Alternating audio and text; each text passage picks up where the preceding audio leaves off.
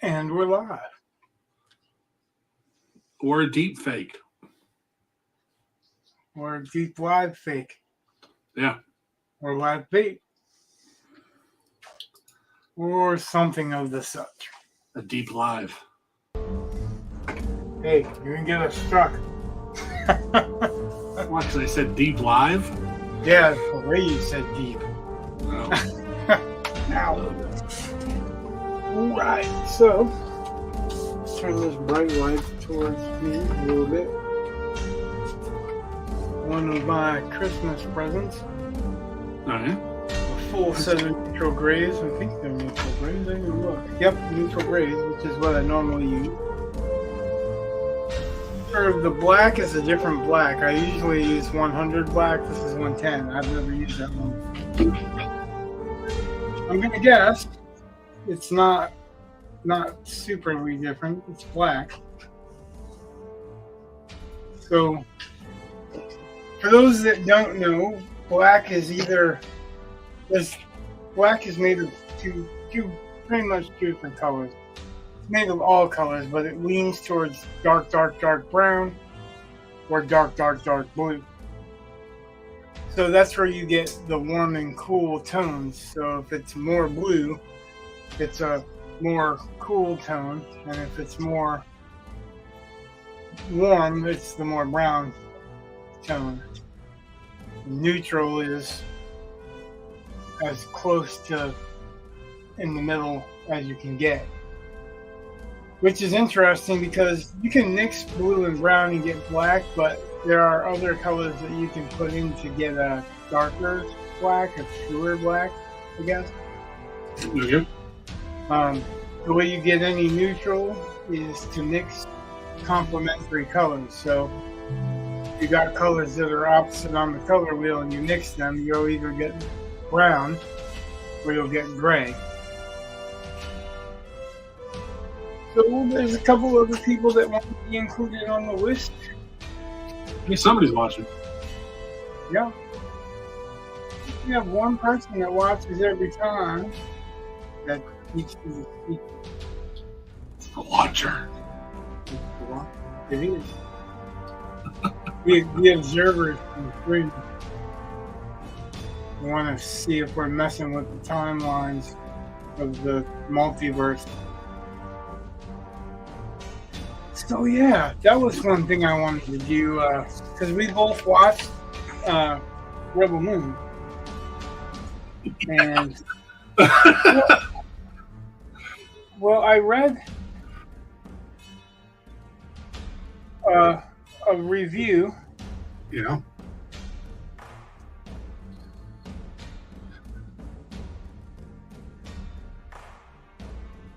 I'm trying to find who I read the review from. I know their first name, but for some reason I'm thinking their last name could be one of three people. So I wanted to read the review because it's pretty interesting. Yeah. Anyone that's in chat while I'm not looking at this at the moment, there's at least one person in. I need a suggestion to draw. So what's interesting? What do you think would be interesting for me to draw?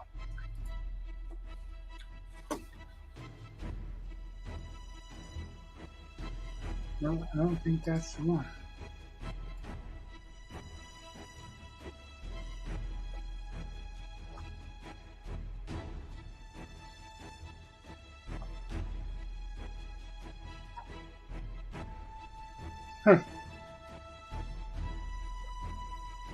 So what I read, it was such an interesting critique. It almost pegged everything I wanted to say without either being insulting or giving anything away. Okay. And that was pretty difficult. It's a pretty difficult task because you've seen it. You know, how do you give a proper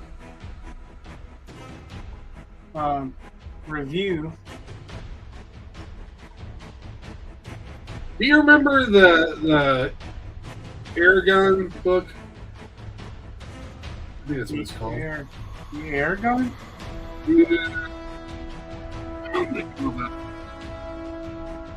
I know exactly what I'm talking about. I just don't remember the title. I'm Aragon, definitely. I was right. Yep. Yep. With Giordino or Gior. Written by Christopher Paolini. They made a movie of the first one. Paolini? Oh, they made a movie about it a while back, and I remember when this became kind of popular, and it is so amazingly derivative. But it was really popular. What I discovered was that it was more popular with people who were younger and hadn't read very much. So it was an introduction to tropes and stuff that you and I are very well versed in. Right? And so for me, Aragon was a terrible book. Yeah, it was Star Wars. It was just Star Wars rewritten. Yeah. In a fantasy. And he admitted it later, but yeah.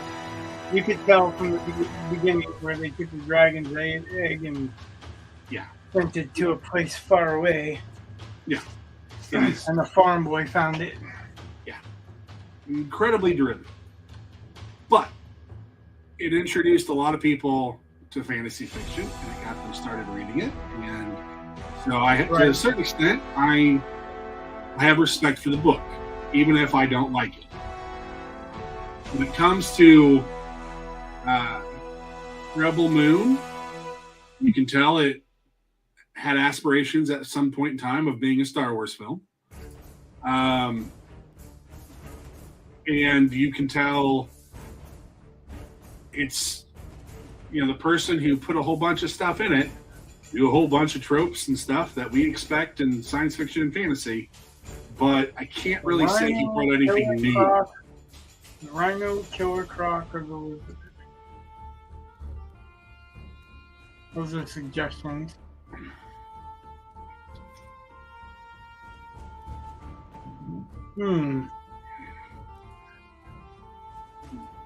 So I'm going to read this before I lose it. It says, my 2-cent review. The weaknesses of Rebel Moon stem from a very formulaic and predictable plot that fails to offer innovative twists. Character development takes a back seat, leaving the protagonist feeling one-dimensional and lacking emotional depth. The ambitious world building, while very visually striking at times, tends to overshadow the narrative, leading to moments where the storyline feels disjointed. The film suggests the film struggles to strike a balance between its grandiose spectacle and a compelling, well-crafted story, resulting in missed opportunities to engage the audience on a deeper level. These weaknesses collectively contribute to Rebel Moon falling short of its potential as a memorable sci-fi epic. I think that's pretty accurate. Remember we were talking afterwards and I was saying it had possibilities, but it missed. And that's exactly what he's saying. Like because they were focusing on the scope of the world building, they missed on the character development line. And none of the bad guys can shoot. like I said, it wanted to be a Star Wars film. That was ridiculous. They not only see when at the end, well, at the point of the lowest point, the point of absolute darkness that you have to snatch victory from defeat in. Right. And they are all basically bound and paralyzed, except for one person. Yeah. When they're shooting at that one person and objectively missing, they're not hitting any of the other obstacles that are like living and that they're enemies. Yeah. Like, they didn't take any opportunities, even when they decided they were going to run away, to shoot them. And that was the object. It wasn't to take them back alive. It was to take their heads back, quote unquote. Yeah, it missed on a lot of levels. It did introduce some interesting prospects, but like I read, like what they were saying, it totally missed on any possible twists in the variation, and it totally missed on giving any depth to the characters. You said at one point, there's no chemistry. Oh yeah. And that's exactly, I think, what he's talking about. There's no chemistry because nobody believes in their character. Like, none of the actors have a character that they feel they can make more believable because they don't have anything to tap into. The only one would be the main character, and the main character didn't seem to have to draw on any of that until it needed the big reveal. Yeah. And that's like where that lowest point where everybody was captured was. Then we start getting their backstory. You know what I mean? Now we know what all they did. That's kind of crap. Anyway, so Big Walrus is still in the drawing. Space Marshmallow Randy, whatever, is out of the drawing because they actually won the drawing and never came back. They never gave me a place to send it. So they're out of the drawing. And there's a couple of new names to the list. So we've got Big Walrus and Carter, which we haven't seen Carter since then either, ironically. We have Joe. I don't remember what his handle is, but I know who it is aside from it. And we have Dan Shea, who just popped in and said he wants in on the drawing. Literally just popped in.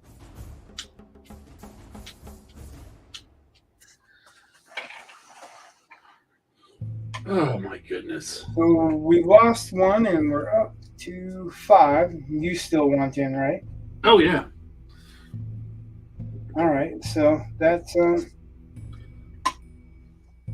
5 people so far. By the end of the stream, that's the end of the members that are, or the names that are available to be drawn.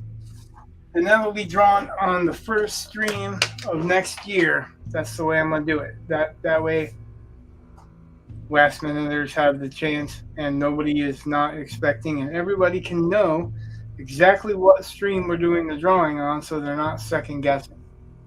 So it's either, let's see, it would be the 2nd. So the day after New Year's. It's gonna be terrible. What's that? I'm going to try to look something up so I can promote something real fast. So it may pick up audio I don't want you to pick up. Maybe I should just mute myself. That would make it a lot easier. Duh. Then I can say whatever I want. Oh.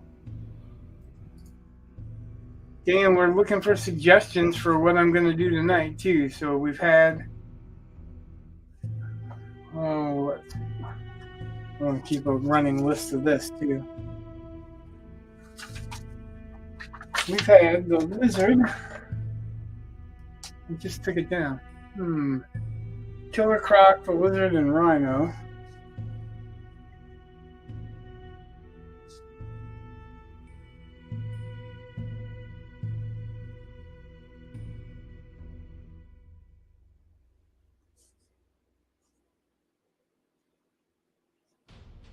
You said the Rhino or a fight between Killer Croc and the Lizard. Yeah, I'm not doing a fight between anything. No, we're not doing anything right now. Oh, I guess it is a fight between Killer. Yeah. I guess I just picked the names up, but I'm gonna write the Killer Croc. Yeah, Killer Croc and the Lizard. I can write it, but I can't say it.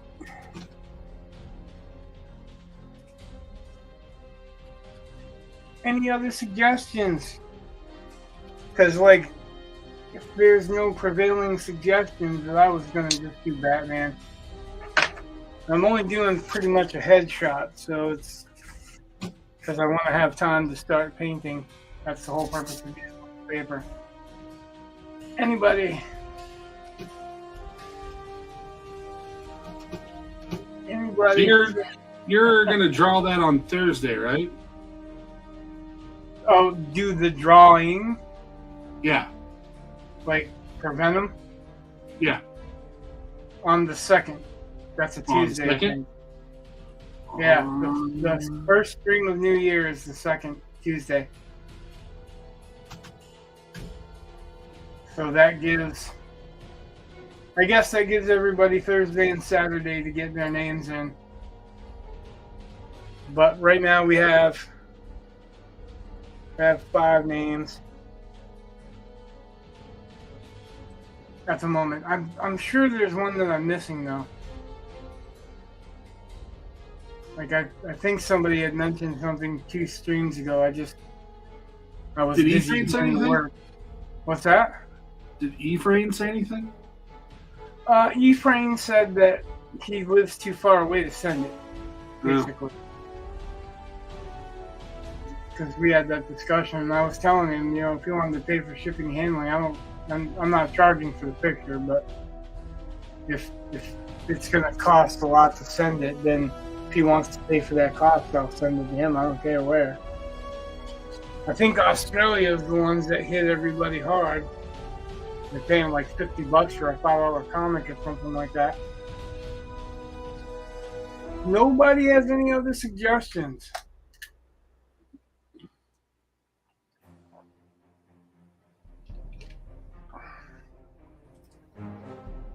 So, kind of wanted to do more than Rhino, or more colors than what was going to be on Rhino, but I guess maybe that's the challenge in itself, right? What? Trying to do the Rhino because Rhino is basically grayscale. I mean, that works. Yeah, I just wasn't looking to do grayscale. I was going to expand on it, but I guess it's got the color of his face. Let's see. Let me look up a reference.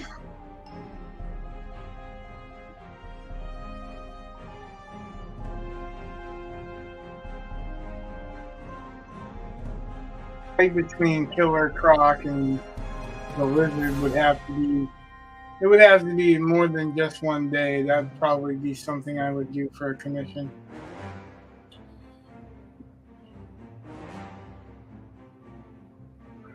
I don't think I've done the Rhino, so that's interesting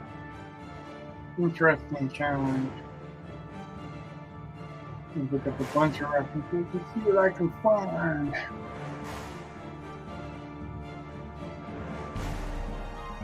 Notice though that the Rhino and Juggernaut's basically the same character. Well, I mean, yeah, kind of. Sort of. I mean, the head's different. Well, yeah, but what they do is the same. They run at people and headbutt them. Yeah, pretty much. One's got a horn. The other one doesn't. Yeah, the other one's got a impenetrable steel helm or some whatever kind of metal helm. Vibranium or some shit that's in the Marvel universe. If I even knew, so I looked up, just out of curiosity, how much it would cost to send an 11x8 picture to Australia from India. 11x8. Oh, 8.5 by 11. 8.5 by 11. Yeah. And So this website compiles multiple places to send it from, and it says UPS is the fastest one. But yeah, you're right. It's like $50. Yeah, it's crazy. Whereas this thinking- Australia Post Global is only 11. Just interesting. Yeah. Why is my link not live? What are you doing? What are you linking? Our show. I think I know why. There we go. Now it's live. No, I just posted on Facebook because that's about all I have for social media because I'm old. And just put the link, said, you say you want the art. And who knows? Well, nobody has said anything, so I guess Rhino it is. That's a choice. So it's basically a bust I'm doing, so I'm not doing. You're gonna do the full body? Yeah, right. That's one that I would do, but it would be over time. The same thing with a fight thing, like right now I'm working with or experimenting with something that I normally don't use, which is why I'm open to suggestions instead of, just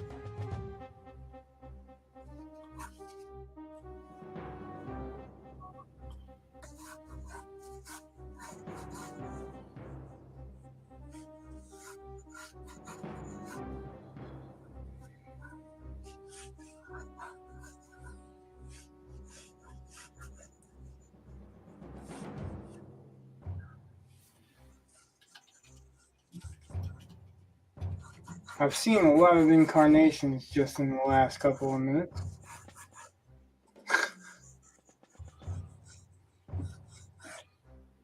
Don't do that Paul Giamatti monstrosity. For the love of all that's good.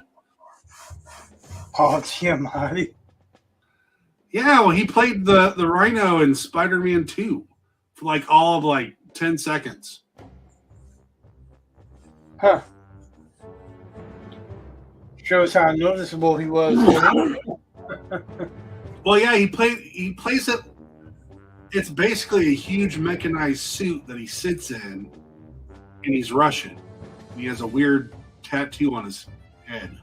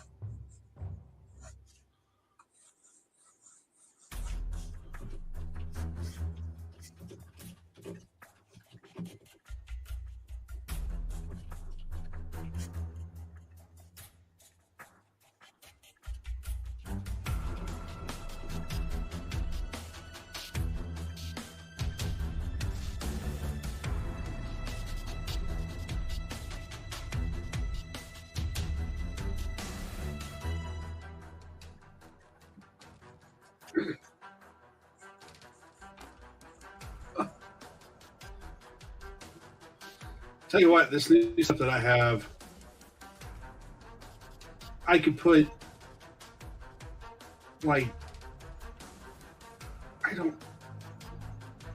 I could easily put, I'm guessing 8 full-size documents up on my screen now. Well, Because of your monitor, or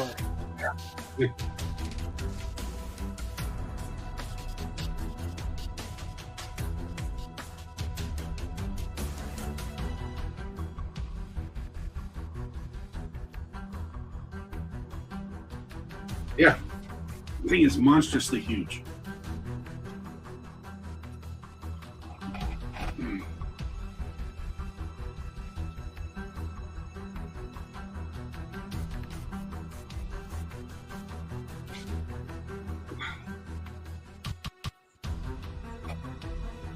Yeah, it was an open box sale, which I didn't care about. It was rated A, and yeah, I just I was surprised with how cheap it was. I was like, wow.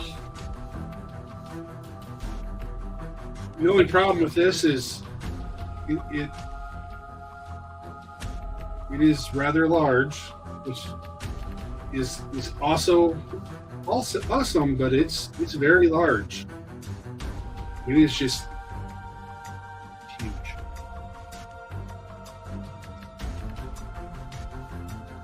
so it's so big that you turned your expressions to olive oil. Oh, it's just well.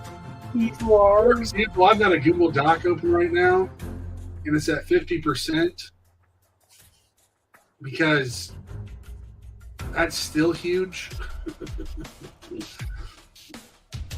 That way I can get more of it on. I mean, it's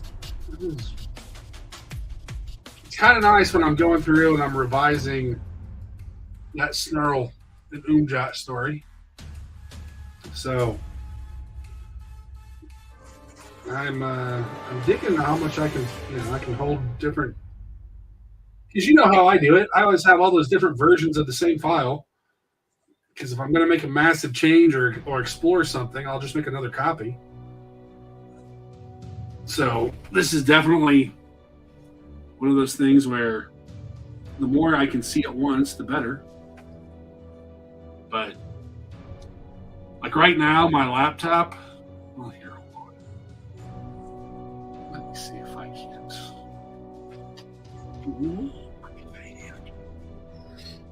Yeah. I don't think I can big.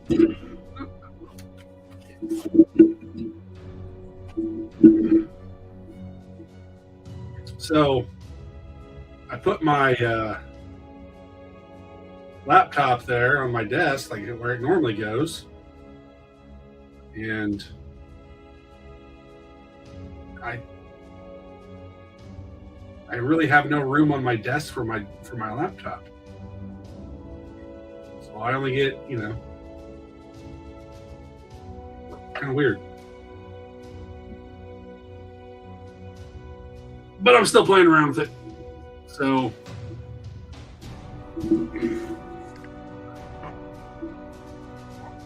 I have a feeling eventually I'll get to the point where I'm like, yeah, that looks good. And that'll be the setup I use, but not for a little while. Still going to have to do adjustments and whatnot.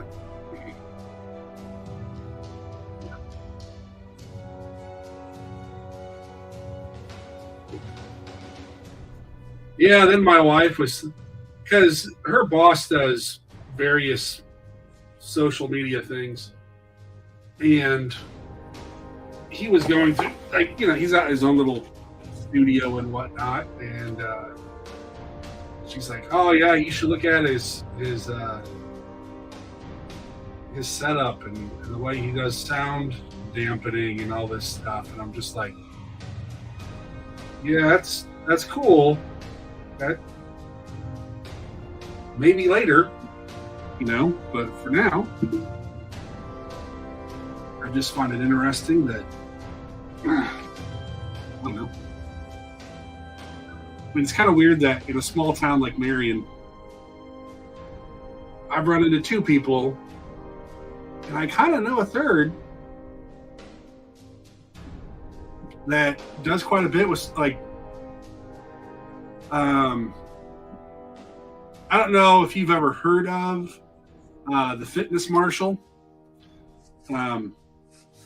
He's kind of like a modern version of Richard Simmons, but he's a Marion graduate, and one of his backup booties who graduated with him was one of my students, and they go all over the world doing shows and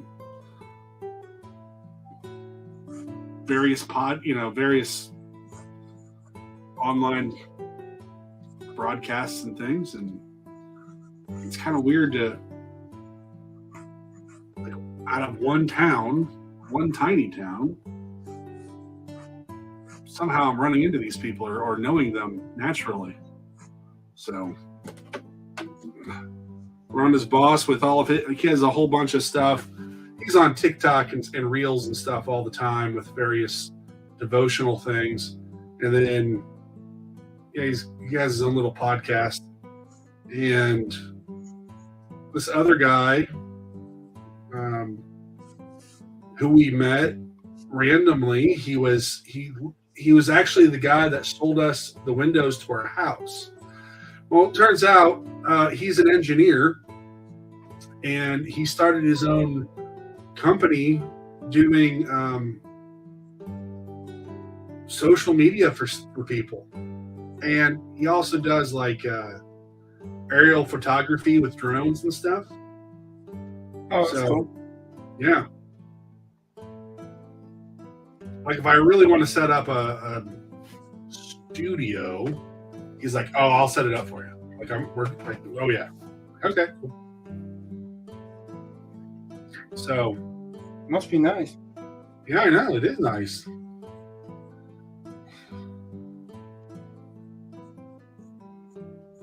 Later on, I'll tell you more fun stuff about him. Stuff that you might be interested in.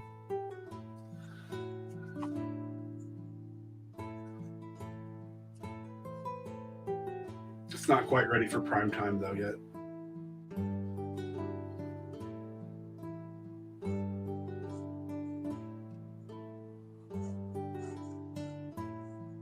Uh-oh. My wife is messaging me. Your what? Your wife is what? Yeah. She messaged me. She was the one that told me my link was not live.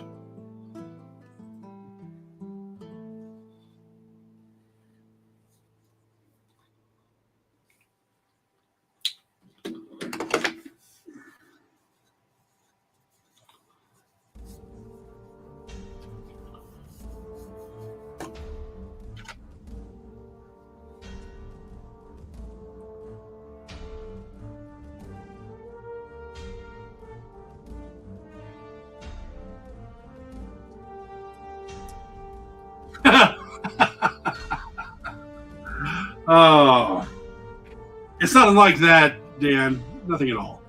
Nothing at all like that. It's just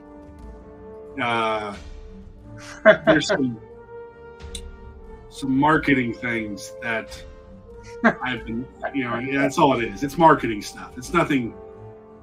And that's not a metaphor. No, it's not. It's all marketing stuff. I promise. And it's all marketing stuff. It is. You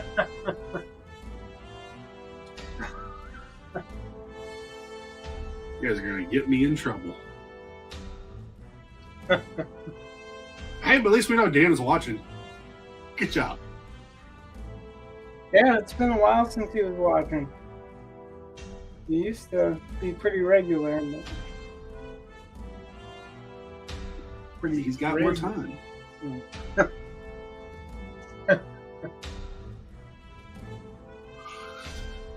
He just wants that sweet, sweet Venom picture. No, it's like there's several people that mentioned wanting it. Even the guy that actually had his name drawn, but apparently he didn't want it bad enough to collect.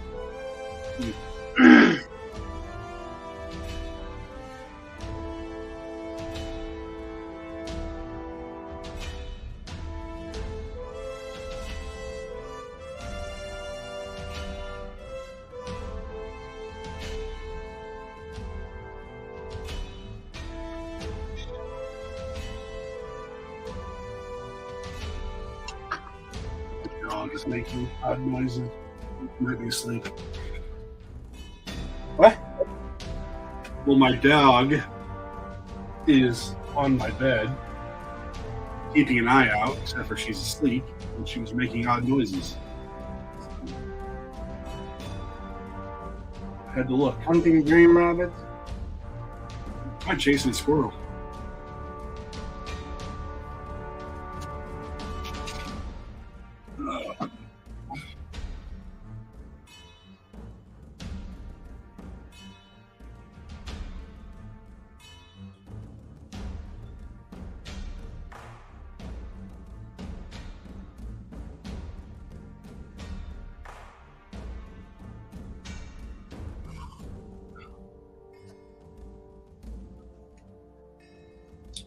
Oh, damn, it's good. Just go back through and look at some of the. Just go through and look at some of the, because it's on some of your stills, some of the thumbnails for the previous shows.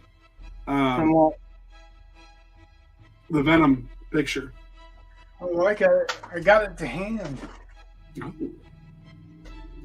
It's sweet. My favorite part's the tongue. I gotta tell you, like the texture you put on that. Sweet. This is the Venom piece.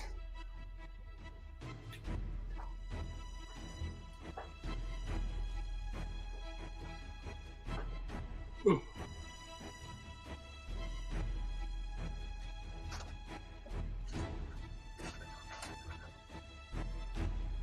Oh. Oh. Oh, that was weird.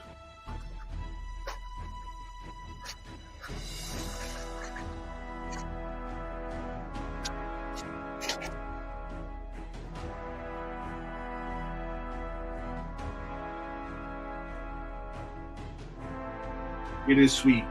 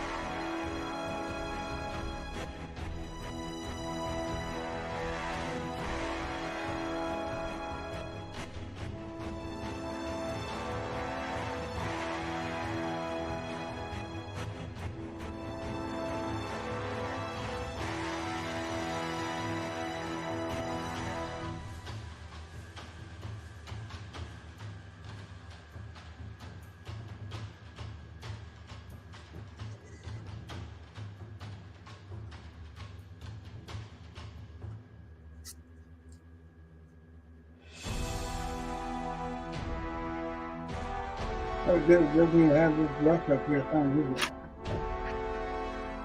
it. I have no idea what you just said. What's that?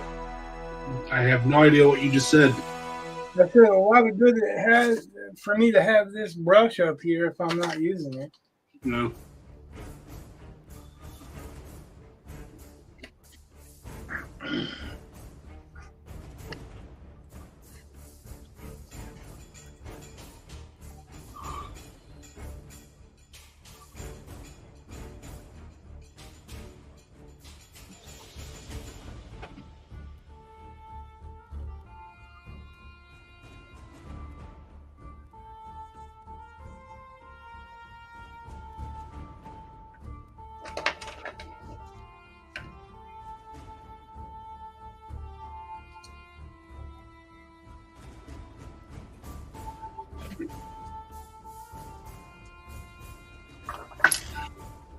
Try not to erase too hard because I don't want to.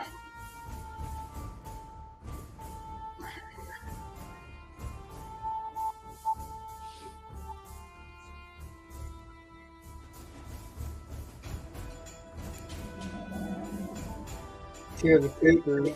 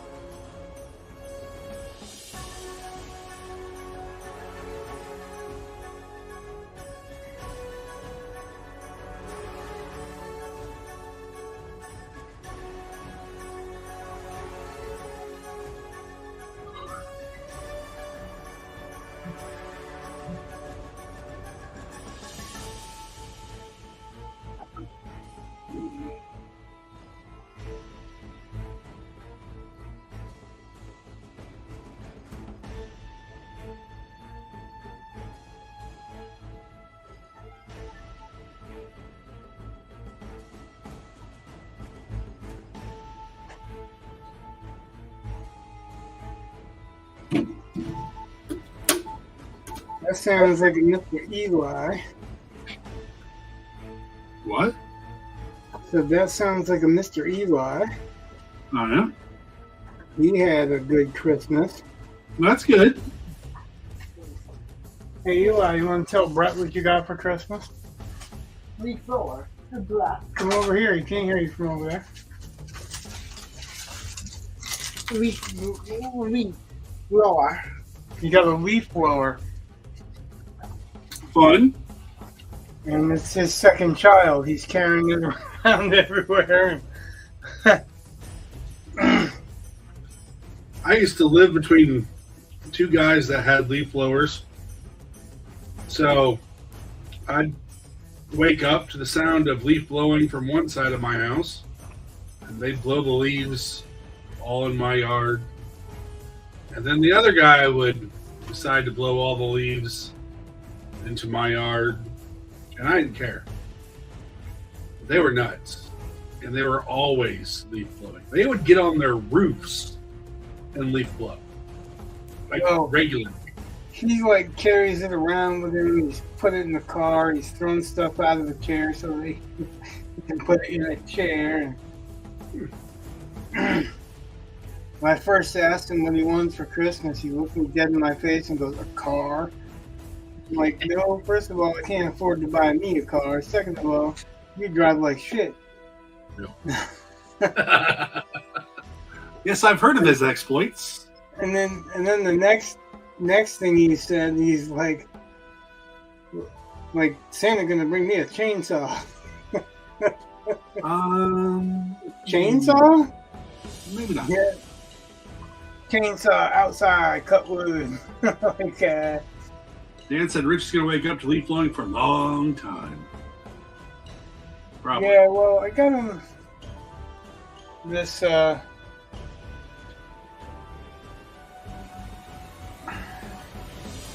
excavator, remote control excavator that he can control with hand motions. Oh, yeah? And that's what I've been waking up to. Yeah. And it has the backup beeps. And then he's got a habit of trying to run it into stuff that ain't made to run into. Like, thinks he's going to drive right through something. Like a wall or whatever. So you hear the whining of the engine. Whining of the engine as it tries to push forward, but it's not happening. So when I bought this TV that I use for my monitor, because it's monstrous and huge, I thought, well, I'll go home and I'll give this to the boys, and the boys can give me their TV because it's smaller than this thing. And they decided they would rather have my old monitor and the TV they currently have, because then they both get their own TV. Now, I'm not exactly sure why they didn't go for the biggest TV and then the smaller monitor, but I wasn't going to argue with them. I'm like, all right, that's what you want. So this would have been kind of their Christmas, but nope, it's going to be my Christmas, and that's okay.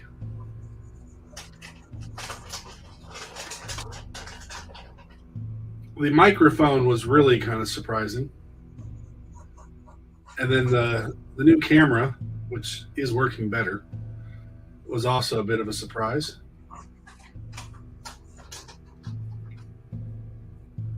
My wife is getting jewelry and a tattoo.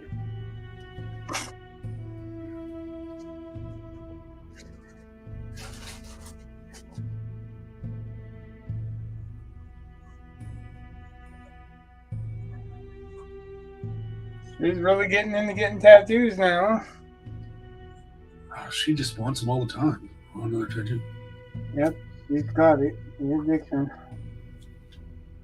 And some of the stuff I keep telling her. And there are some times where I've just been like, no. Like there's one, she has this idea it's a reference to Lord of the Flies. And I'm like, that's cool and all, and it is a cool idea, but it's not pretty, and I don't want it on you. I just there's a YouTuber my wife watches, and this girl has this old time like cast iron sewing machine tattooed on her chest. And I'm like, I mean, not that she has to worry about my opinion, because she's never going to meet me. Who cares?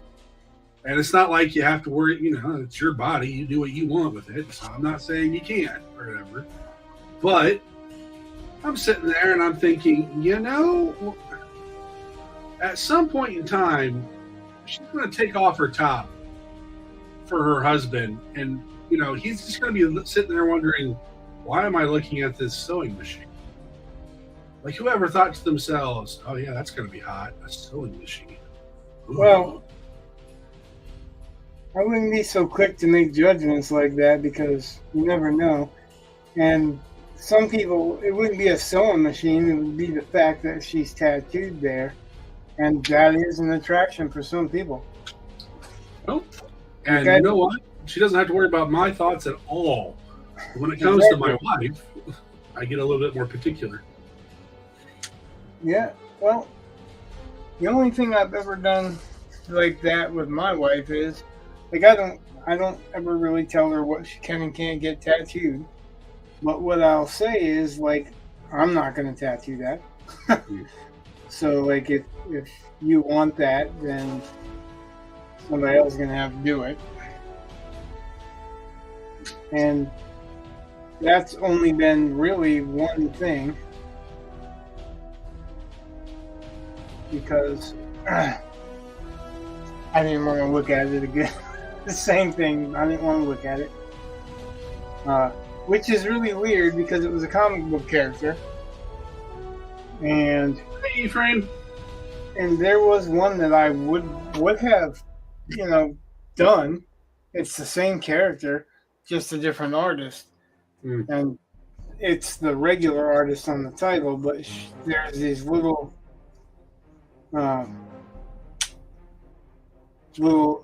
back short stories in the back. I can't remember what they're called, but it's basically, it's set up like a Mad Magazine comic. Yeah.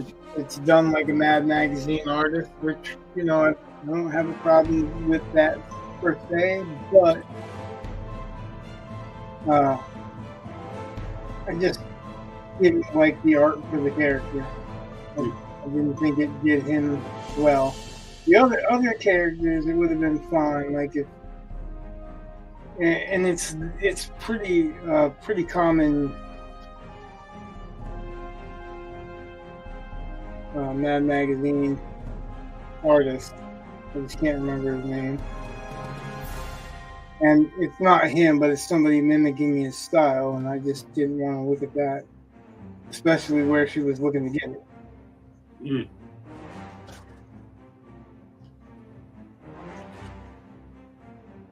But I didn't tell her she couldn't get it. I just told her I wasn't going to do it.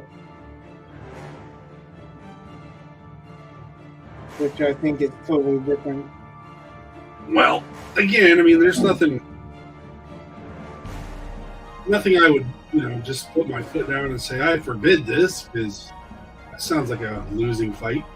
But, it sounds like a fight. Yeah, one I'm going to lose. Definitely sounds like you're not getting any nookie from her tonight. But that's why. But I mean, in the end, I normally say, it's like, I don't like that on you. I just, it's like she'll often talk about she wants to shave her head because tired of having long hair. And as soon as she cuts her hair, she wants long hair because that's just nature, women. Yeah. Well, I always tell her, it's like, you can do whatever you want, but I never wanted to date a guy. I don't want to date someone who's bald. Or, it's like, I'm not going to divorce her, but I'm not going to be real thrilled. Yeah, I'm not interested in Sinead O'Connor. Yeah. Oh, wait a minute, too soon. Well, I'm not a necrophiliac, so. Yeah, right, like I said, too soon. Can't make that joke anymore. I've never been good at joke timing anyway. It's always been a horrible thing for me, or a horrible thing for the listener. Wow, I don't want to make this a...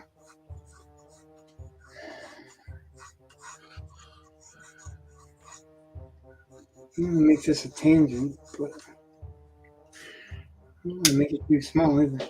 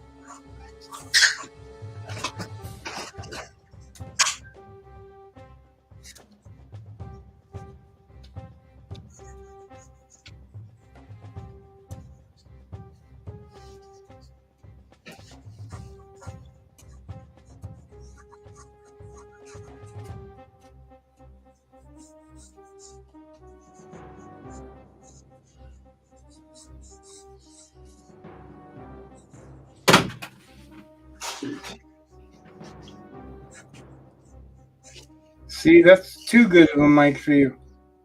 What? Because I just hear you dropping shit. Oh, well, that wasn't the mic, though. No, but the mic picked it up. Oh, well. I don't know. What's that? Did it pick up the police going by earlier? No. Did you pick a directional mic this time? I don't. See, here's the thing. I was never going to buy a microphone because that's just way too, I don't know. Like, I don't know. I just wasn't going to. So I don't know what this is. Honestly, I don't. I mean, and it's got stuff on Very here like amusing. polar pattern and frequency response, and I have no idea what any of that means. Okay. You do a quick lookup of it and you'll understand. Yeah, I figure, but I'm gonna Polar have to, pattern or polarizing pattern? it says polar pattern. Okay. So it's a polar knife. Cardioid. Alright, there you go. That tells you Cardioid polar pattern. a bit about the mic right there. Okay.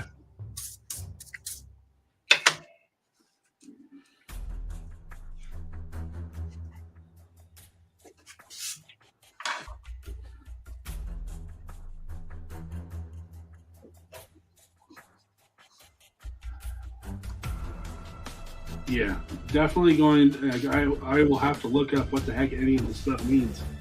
It's just out. It's just completely outside of my wheelhouse. Yep. I get it.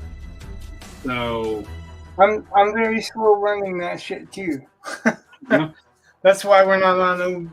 That's why we're not on OBS and we're on StreamYard, because StreamYard does all the stuff OBS does without us having to screw with it. oh, okay. But if we got it on OBS, we could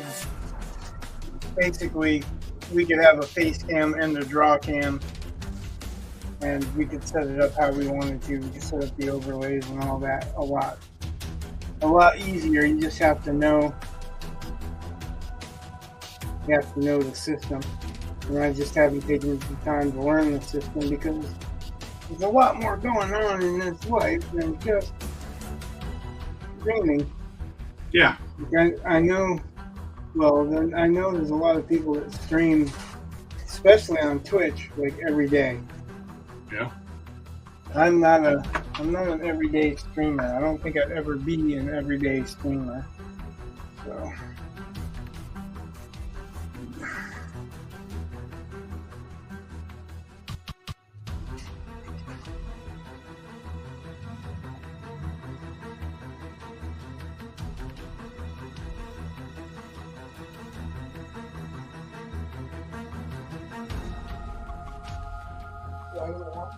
Oh, you can't.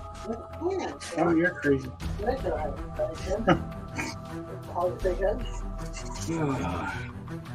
Don't call me facehead.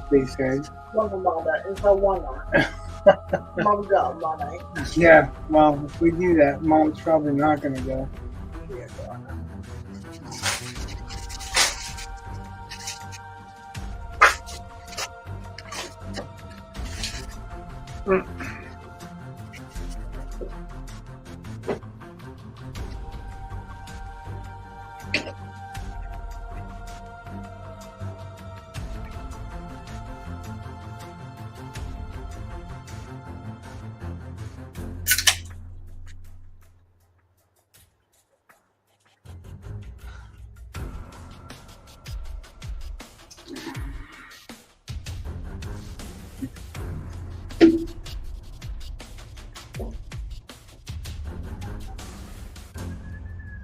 You ever notice people want to talk to you when you're indisposed more than when you're not? Yes. Yeah, because if I'm busy writing, that's when everyone wants to talk to me. If I'm... So nobody can see this, right? I'll go in closer for a second so that... I can see it. It's got two horns. It's got like the ears. Yeah, it's got eyes for the rhino head and then eyes for him, and the mouth. And I know the mouth you can see, but I'm still laying him out. This is not supposed to really be a full body shot, but it's supposed to be a bust. But the fact that this dude's huge.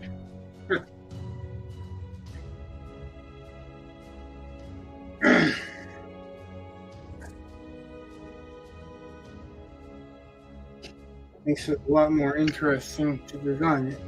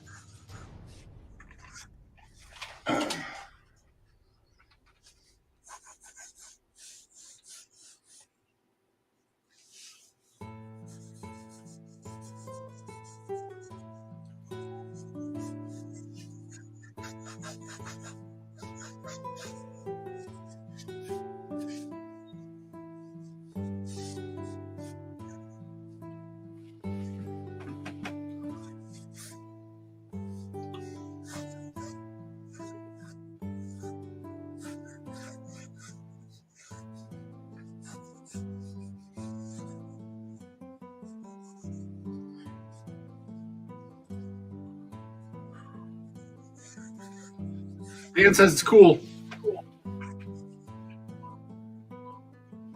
What's We're cool? on me. It's me. Oh, you're in it? Well, you just said cool, so Oh.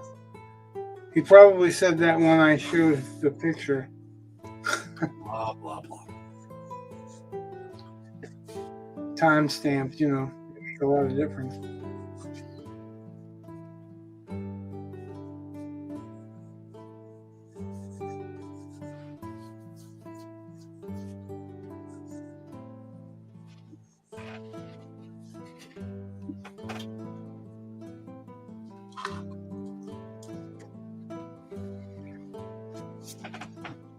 Try for it.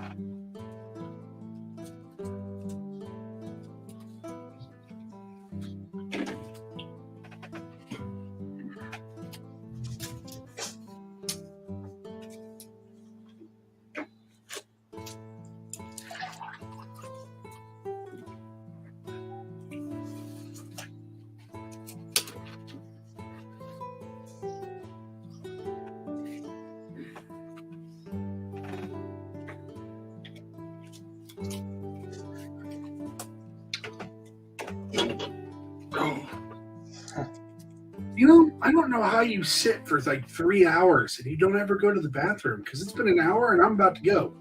So, Well, first of all, I'm not drinking as much soda pop as you are. that's true. Second of all, I peed before I started the stream. So did I. Yeah, but I haven't been drinking soda pop. I've been working That's my true. way through one Snapple, zero sugar, no sponsor. That was for me. I'll be right back.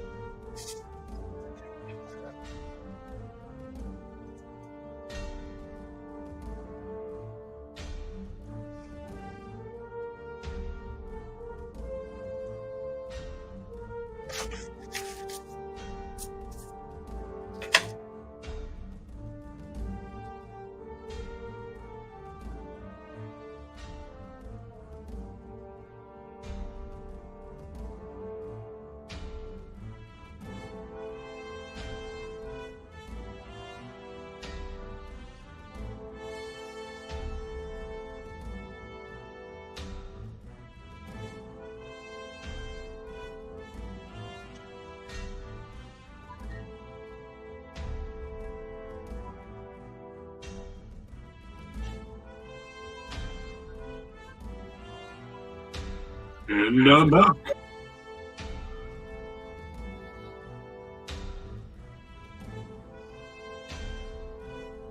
All right. Hopefully you didn't can a cup. No, not even.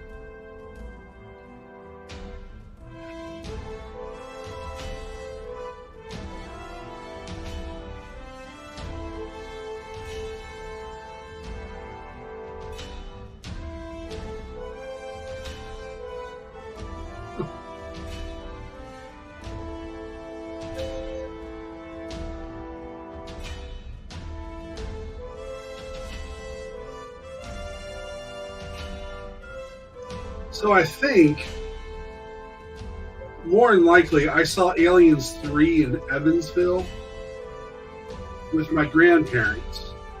And I remember that film, not so much for the film, because I barely remember much of it at all, really. That one's pretty forgettable.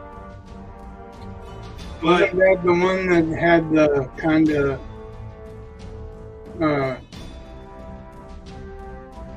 Tim Burton-esque bodies? Like he did the Batmobile, and they were like the alien Tim Burton Batmobiles. I don't know. I mean, it was. Where they had those glowing lines on the side and all that shit. Well, Aliens 3 was the one on the prison planet thing. It's all hot and lava-y and. Yeah. It's a clone of Ripley. It's not actually Ripley. Or something. I don't remember. But anyway, all I really remember from that, other than the fact, I remember her death. Spoiler alert for a movie that's decades old. I remember her death, and I remember desperately having to pee so badly. And, you know, when you get out of the movie theater, then of course everyone has to go to their restroom, and then so there are lines. And I'm sitting there and, you know, nearly dying. You know, my kidneys are probably permanently damaged from this. And I'm standing there, just gotta pee. Finally, I get my turn at the urinal. And I'm so desperate to pee. But I've been holding it so long, I can't relax enough to do it. And then I'm feeling pressure from people, because, you know, there's a line behind me. Like, I can't take, you know. And that movie came out, like, what, in the 90s, maybe? Not Aliens 3 came out. Let's see. Yeah, I thought that aesthetic where it's basically like what Tim Burton did to the Batmobile, where there was like lines of glowing along the sides of them in certain scenes. Yeah, that movie came out in May of '92, so I would have been either the last few days of being an 8th grader, or, which I probably was still an 8th grader on May 22nd. Because a lot of times my school didn't get out until June. You know, you're not making me feel young. Oh, well, I don't feel young when I'm looking at 92. Oh. But whatever.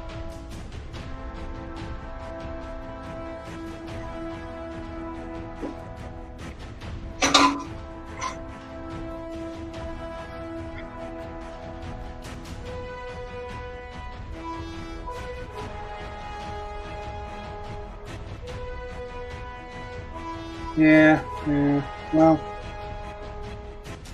it was within a couple of years of us getting married, so.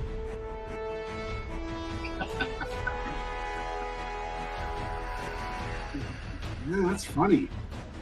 Because although I had met my wife before '92, I wasn't dating her at all. I mean, her brother was my age, and that's how I met her. And in '92, I had 0 designs on her. None. At least in May. Now, in October or so, that changed. But Oh.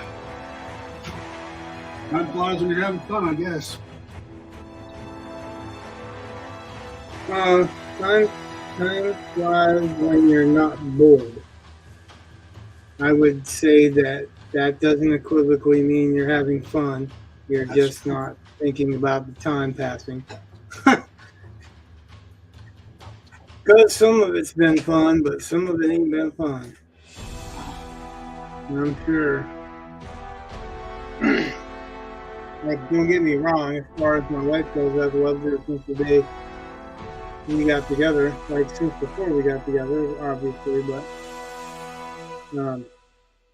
Dan said that there's never been a moment that I didn't. So, Dan said that he had 2 of his sons before 92. Well, Dan, I sincerely hope you're older than I am. he is a year, I think a year on me. Okay. And we'll keep that to ourselves for now.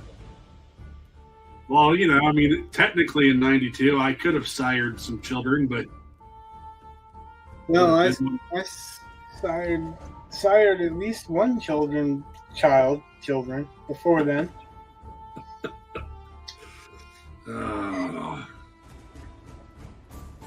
That makes me laugh. One that I know of.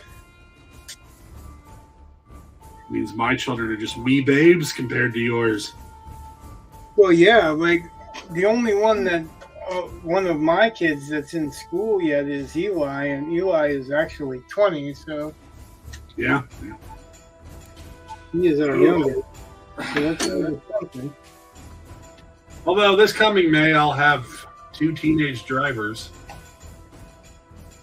Yeah, that's super fun too.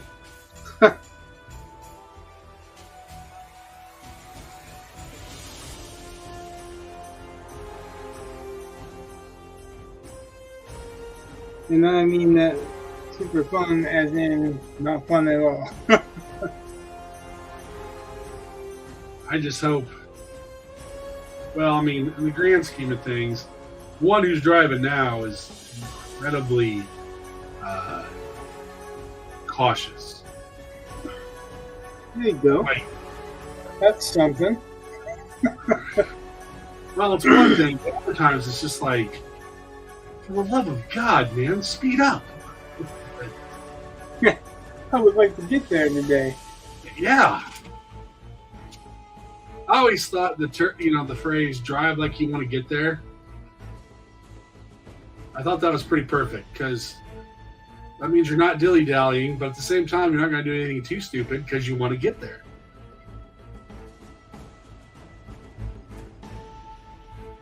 I had better not have any grandchildren, Dan. Not yet.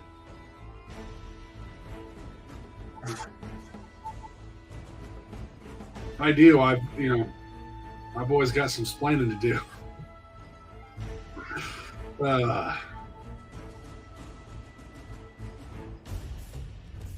Why is it always the boys that got the explaining to do? We already know what the boys do. Boys have been trying to do that since they knew that they could do that. Yeah. Well, I always thought it was funny. My former department chair, he had 3 boys, one of whom I work with now, which is kind of funny. And he always said that it's like, when you have a girl, you got to be worried about every penis that's out there. Yeah. That's a different expression, but the same thought as that I've always heard it. When you got a boy, you only got to worry about one cock. Yep. When that was the second you half got a of girl, that. you got to worry about everyone. Yeah. Yeah. Same idea. I was like, wow, I never thought of it that way, but yeah, very accurate. So, Yeah.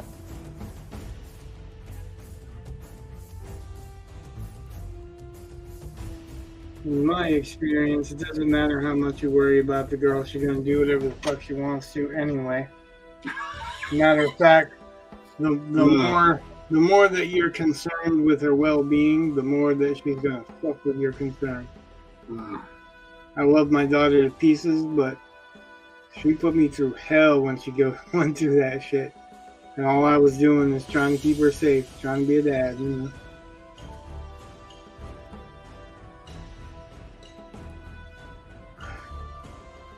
And what sucks is, like, not even 2 years before that hell started, she was my tomboy. She was the one I played catch with. She was the one that was sports with. She was dad's girl for a while. And then all of a sudden, she wasn't. Then all of a sudden, she didn't want anything to do with dad at all, ever. Never again.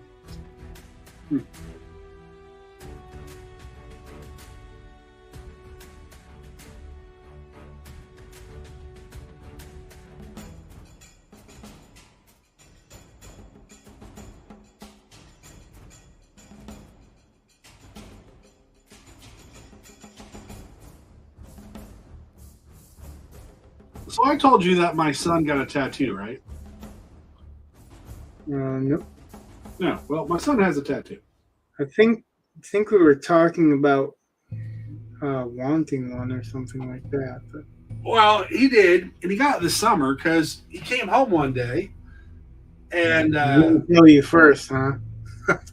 well, he came home and he had been lifeguarding at the pool, and one of the other lifeguards had invited him out to go get tattoos. So he said he has a buddy. He's like, I got $90. I could probably get 2-3 tattoos for that.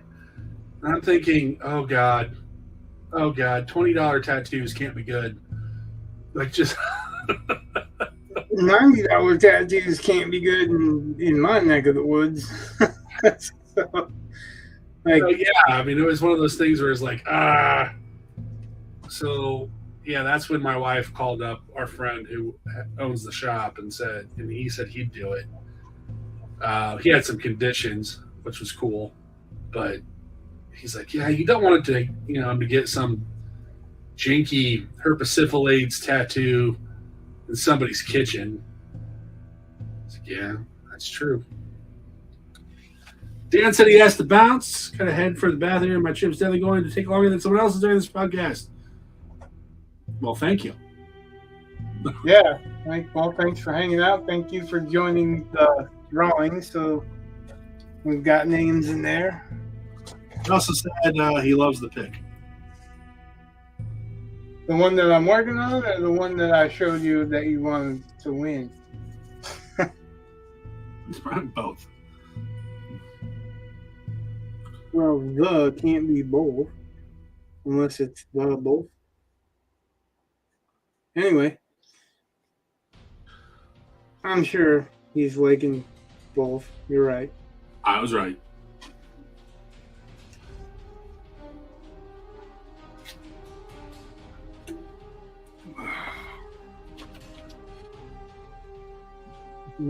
This is the second time now that I was not expecting this to come up and be the thing. And I guess nobody else, making suggestions. I guess you couldn't because I told you couldn't, but you technically could have. I keep having this Batman on the back burner because in my brain I'm like, everybody loves Batman, so if I can't think of anything, it's Batman. Understandable.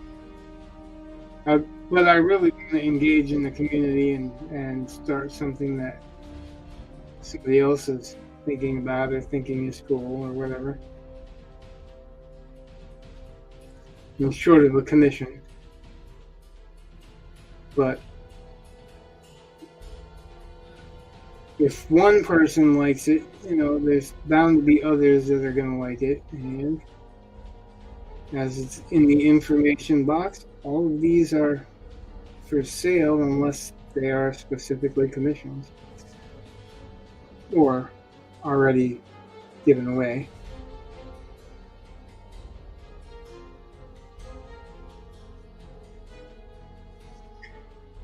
I'm going to look up a reference of an actual rhinoceros because they're armor plated. I want to see what their armor plating looks like. A reference. Here. Oh wow, that's interesting. What? There's a print of a naturalist drawing of them. It Yeah. doesn't look like the photos that I'm looking at, but it kind of breaks down the armor. Yeah. It's interesting. Oh yeah, I guess.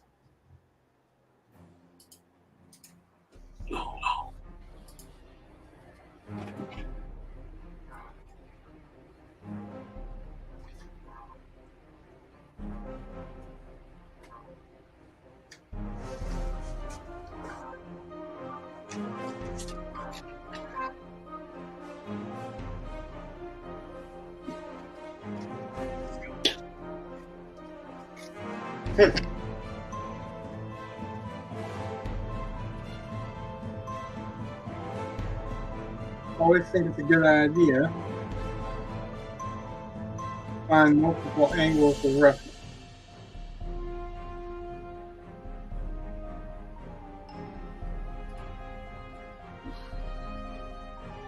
The only real problem with that is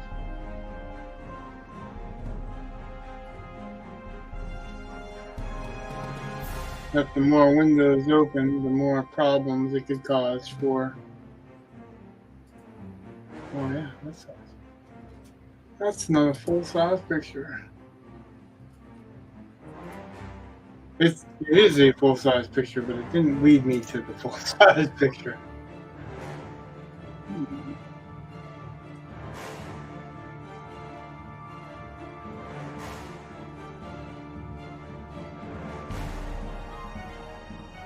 Yeah, that is interesting.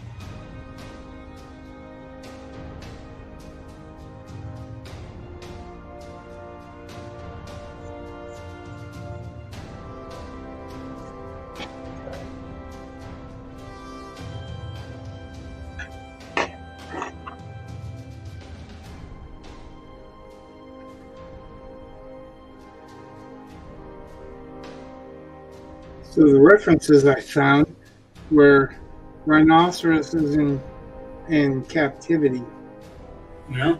and they saw their horns off and kind of has the look of Hellboy. It's pretty much not cool. As the more I'm looking at it, the more I'm looking at really kind of wrecked beast.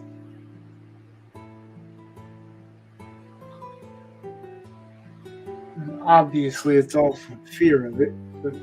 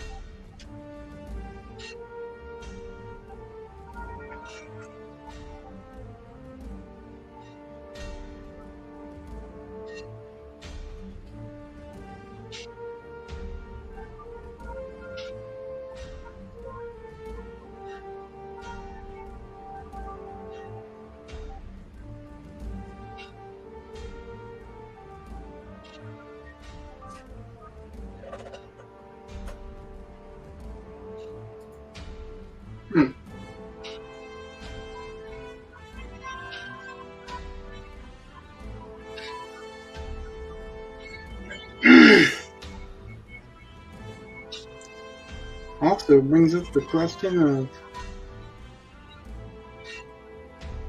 does a female rhino have one horn and a male have two?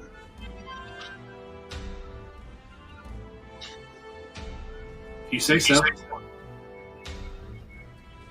Well, some of the references I'm looking at have one.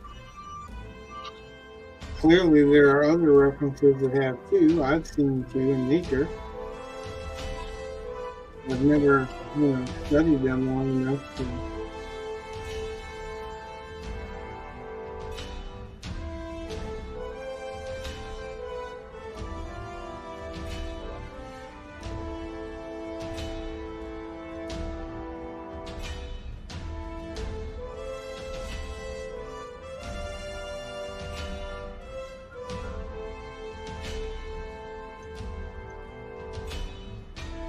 up real quick.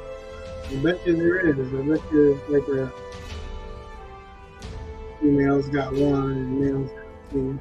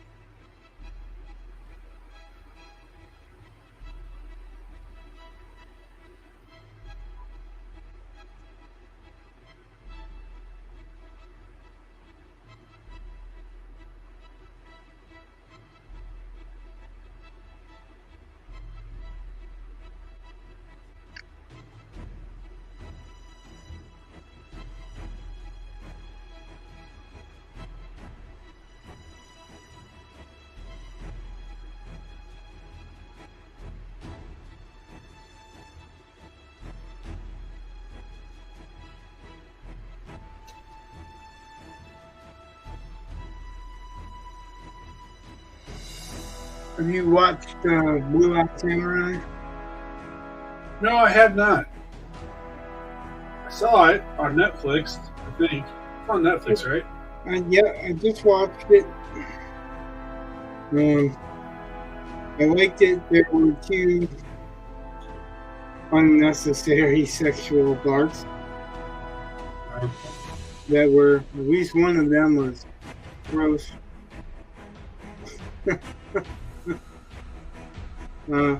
Not surprised, and fortunately I can write it off because I know that historically Asians had much more liberal views on sex.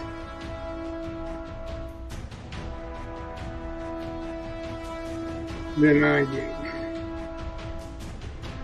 But I did kind of squint my eyes on a couple of parts. Because I'm watching it while I was walking on the treadmill.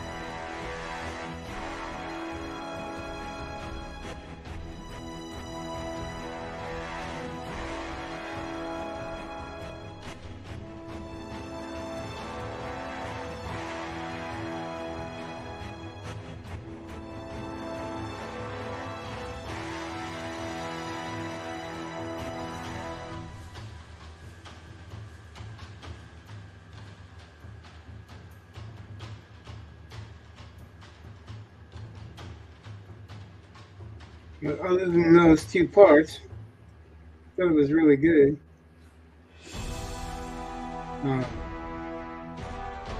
It has a strong female hero. Yeah. And it didn't beat us over the head with her being a female. Because she kept it mostly secret.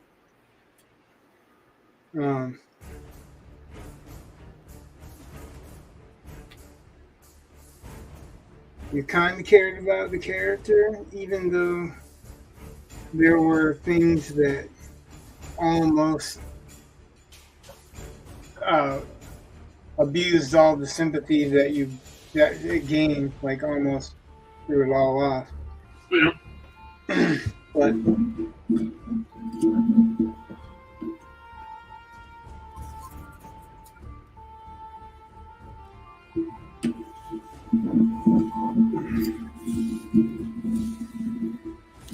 But almost, not quite. And it's an ongoing series, so it's not done. But I found, like, in almost everything lately, I'll have an eye roll part. Like I'll see something, and it's an excuse to not kill the bad guy or not end the story, and I'll roll my eyes because it's just like it's fucking obviously an excuse to not end that story, you know? Yeah. And I hate that. Like, end that part of the story and go on to the next part. Like, I don't want to give away the ending to anyone who hasn't seen it, but it's enough anticlimactic that the whole season you're expecting her to kill a bad guy, a specific bad guy. She kills a lot of bad guys, and he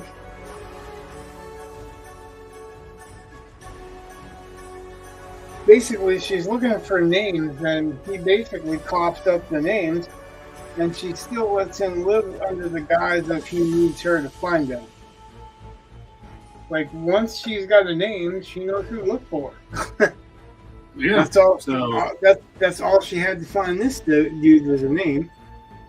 Not even a name, just a name of someone who knew him. So it made me roll my eyes because I'm thinking she doesn't need to keep him alive. She just needs to learn English, which she's going to have to do to complete that anyway.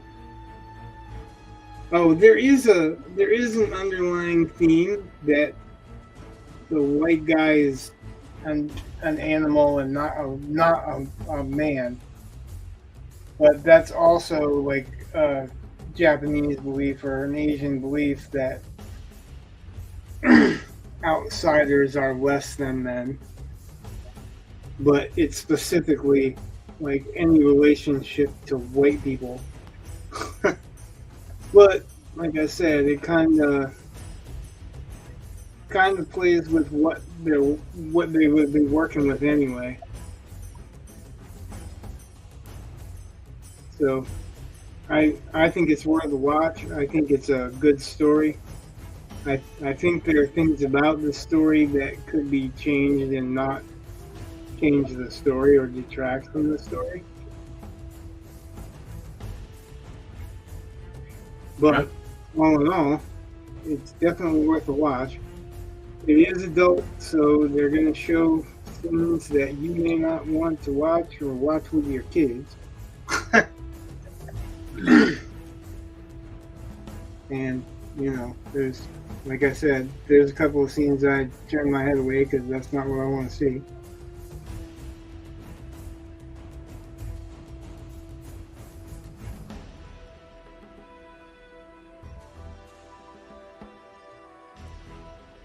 This is the second time I thought I was just going to do something simple so I could start painting. It'll just be 3,000 words. What's that? Oh, it's just like when I sit there and think something's going to be a short story. You know, oh, this ought to be short. 3,000. Although I think that last one I gave you guys on the. That was short. That less than 1,000 words or just over 1,000 words, something like it was 1,200, I think. Yeah, that would be just over. So yeah, I mean, my memory is of that I'm talking about. The one where it was written in epistolic. Yeah. Epistolic, for those who are watching that don't know what the hell I'm talking about, is like a diary entry or email, or Dracula is told in epistolary. You know, I should know the term. It's episodic, but it is diary entries or whatever. That was the style when Dracula was written and Frankenstein was written, to write in diary entries, which is why it's Mina's diary or Jonathan Harker's diary or the doctor. I can't remember the doctor, not Van Helsing, the one that Van Helsing knew. He was one of the suitors for Lucy, but he kept a diary on a phonograph, and Mina ended up transcribing it.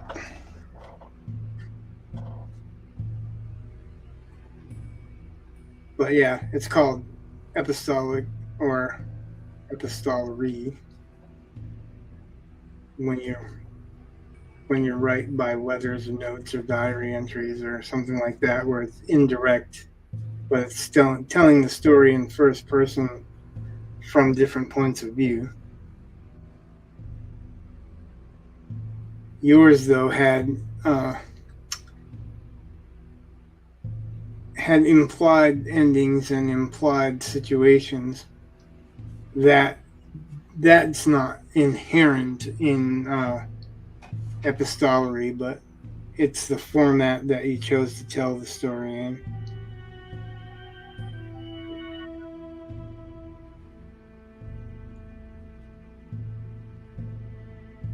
Hopefully, someone's been educated of something while watching this movie. We talked about writing. It's an educational.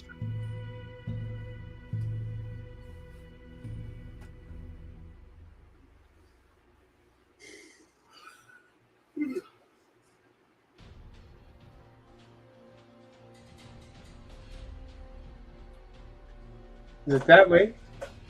No. Well, it's 10. I don't know. I don't know what's late to you.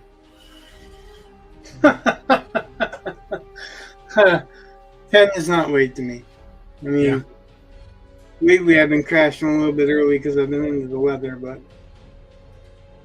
yeah, these streams can run until 11, and then I'll talk to either you or Joe or whoever afterwards for a little bit, and then I'll relax, come down off the stream, and I really want to kind of start writing. It's been a while since I've been writing, and I've been doing this whole writing backwards experiment, and then it occurred to me that it's not, the example I'm using is not actually writing backwards. It just knows the end first. Yeah. So maybe I was misunderstanding it. I have to maybe go back and listen to that interview or something, but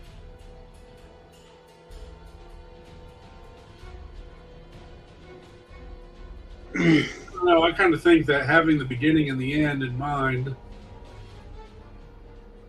I don't see how you can just go completely backwards. That's just insane to me. Because I don't know what caused whatever it is. I get having an end point and saying, all right, so this is going to be the resolution, and here's my inciting incident, and then trying to figure out how to get from A to B. Like, my thinking is that you're coming up with the twist at the end first, and then what are you trying to do that will be twisted? So you already have a logical step backwards. Yeah. And I keep thinking that the perfect thriller plot or the perfect mystery plot has to be kind of thought out backwards. You kind of got to know what was the crime and why it was committed to go looking for the answers, Right. And to be able to trim out the unnecessary exposition or sidetracks. Yeah. I suppose anything can be written in any method, but I guess my method is always the best method for me that I've found. The most consistent method is to know at the beginning who the character is and what they want, and to know what the hardest thing for them to do to get it is, if they're going to get it. And if they're not going to get it, what the hell could they do to fail upwards? That is the thinking I normally go with, is that kind of way. But I'm thinking I can get something deeper out of it if I go from the backwards. What I did was I had an idea already. Yeah. Because, well, you read the start of one short story I wrote with this character, and I was using your dual tanks, right? Yeah. That's or whatever the hell it was. But you never specified, so I'm trying to stay, within enough boundaries for you to create and not feel like it's stealing or something. But I like the idea, and I've expanded on it, and I'm like, originally it was someone gonna help someone escape from a fate of those, and now that's part of the story, but that's only like a part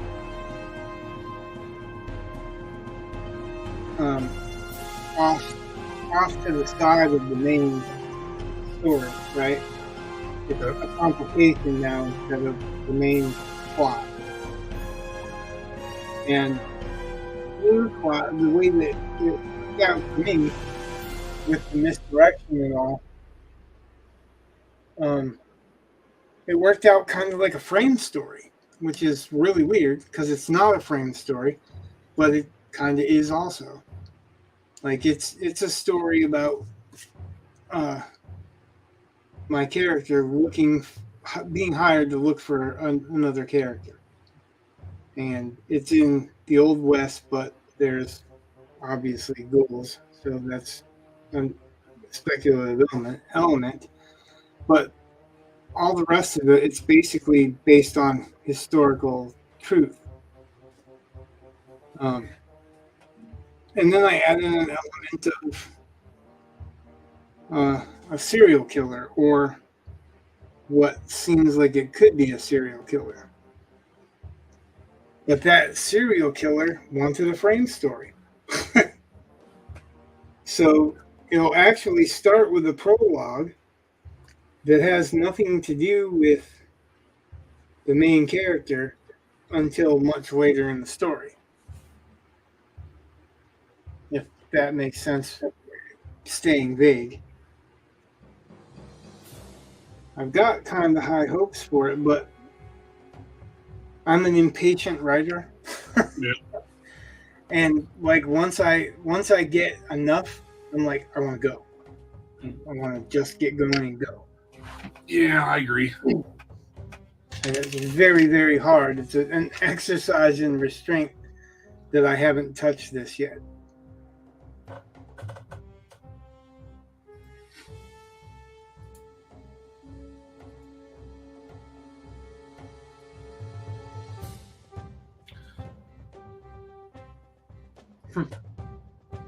So I was revising my Snarl and Umjat story, and What's the name of it? If you wanna, I don't know if I can say that. you don't know if you can say the name of it. Yeah, Like I know you can't really.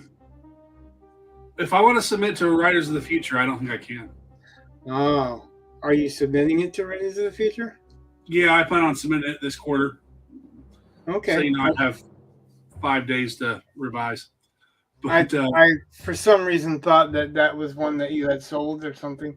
no. But so like I finished this thing in October, I think, originally. Like the first draft was done in October, and then I let it sit. I think that's a great idea, by the way. Well, okay. To let it sit because we trying to get on a deadline. Yeah. We have a habit of just going, it's ready, we got to go. And then every single time that I know of, that for me anyway, and everyone that I have ever talked to about it, they always hit send and then always find a mistake after that. They always find either a typo or, That's one of those things, though, where I've been proofreading some of the submissions that have already been accepted. So I know you can have some mistakes. So this idea they really said that you can, but it's a very limited number. Yeah, it is. But still, mistakes. It's one of those things where it's like, all right, cool. I think one of the things that I avoid by waiting though, because when you reread it you've already reread it a few times, and when you reread it again before you submit it after letting it cool so long, I think you're going to pick up on anything that's left that needs picked up on. I'm saying I think you did a good, you made a wise decision. So yeah, complimenting. Thanks. One of the things in this cooling off period, it's not like you stop thinking about it completely. And I do my best to write something else. Well, I have. Actually, I've written two things. One of which you've seen, and one of which the next time we meet, you'll probably see that one. Because it's 100% done, or at least a draft of it's done.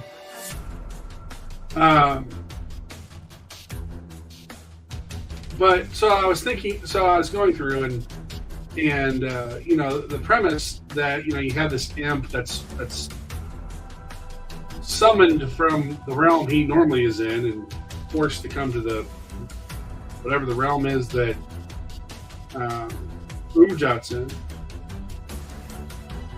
And I had set that up where it was like there had been a war between gods, and the losing side had to go to this other realm, which still holding to that. Still think that's great. But then I thought, okay, no, wait, hold on. If that's the punishment, is to go over to that other realm, then coming to this realm should be like winning the lottery. And yet, but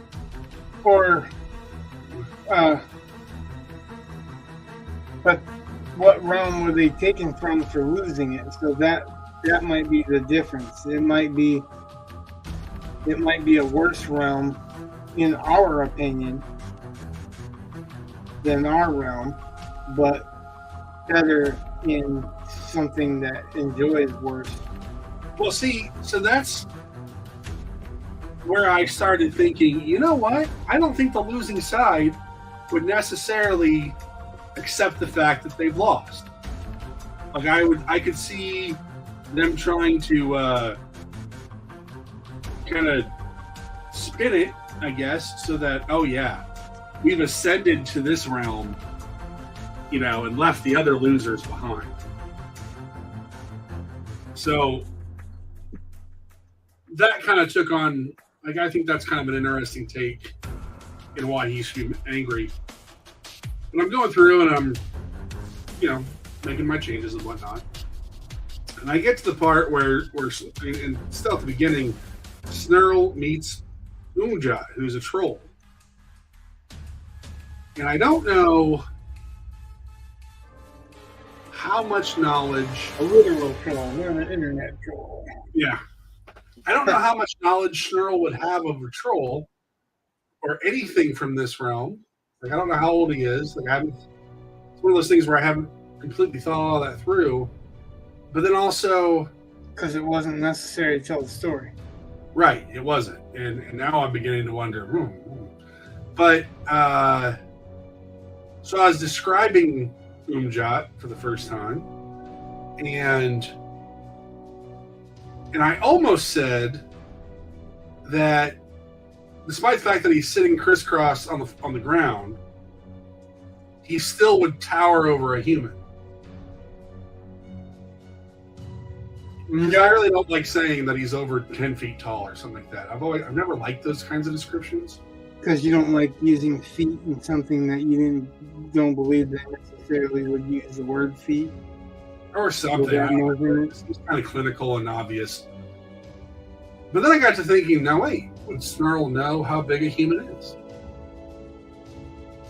And then that changes how I'm willing to describe, even though it's not him saying it, it's still his POV.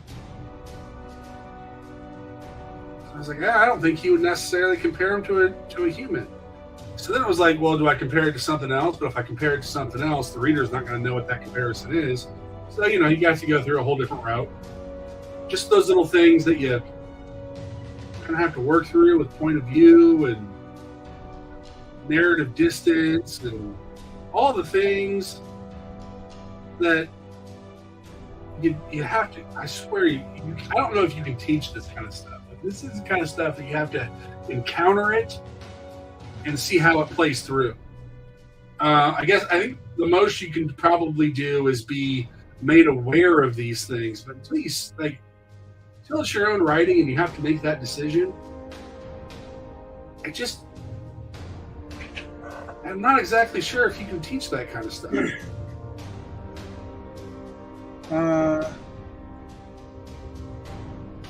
I guess I'm not really sure what you're saying that you can't teach. Well, a perception of narrative distance and perspective in keeping it, you have to really know your characters really well. And since you have to know the characters really well, like I can abstractly tell you need to know your characters. That's an abstract concept. Have you ever tried the interview method? Oh, I've heard of it. Never tried it. So, you talk to your character. You ask them questions. And then you find out stuff. Well, you find out stuff like whether they know what a human is, or, what are the things they hate, what are the things they love, why is it torture to be in the realm that they are? Why specifically? And those little things kind of help develop character. And then I really like Brandon Sanderson's proms method, where you're looking at the characters, first of all, where the character is from, like his past, where his milieu is, like what. So the difference between how they believed in ghosts in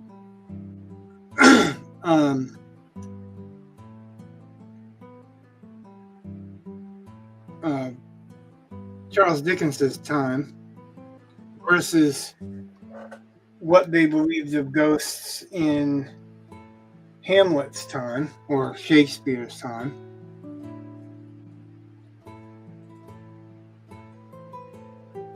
That's completely local to time period and social beliefs, commonalities. And so you got your past, you got your relationships between people. Like, everybody's got friends, everybody's got enemies, or at least people that don't like them or clash with them or whatever for some reason. Right. And they've got feelings about those characters.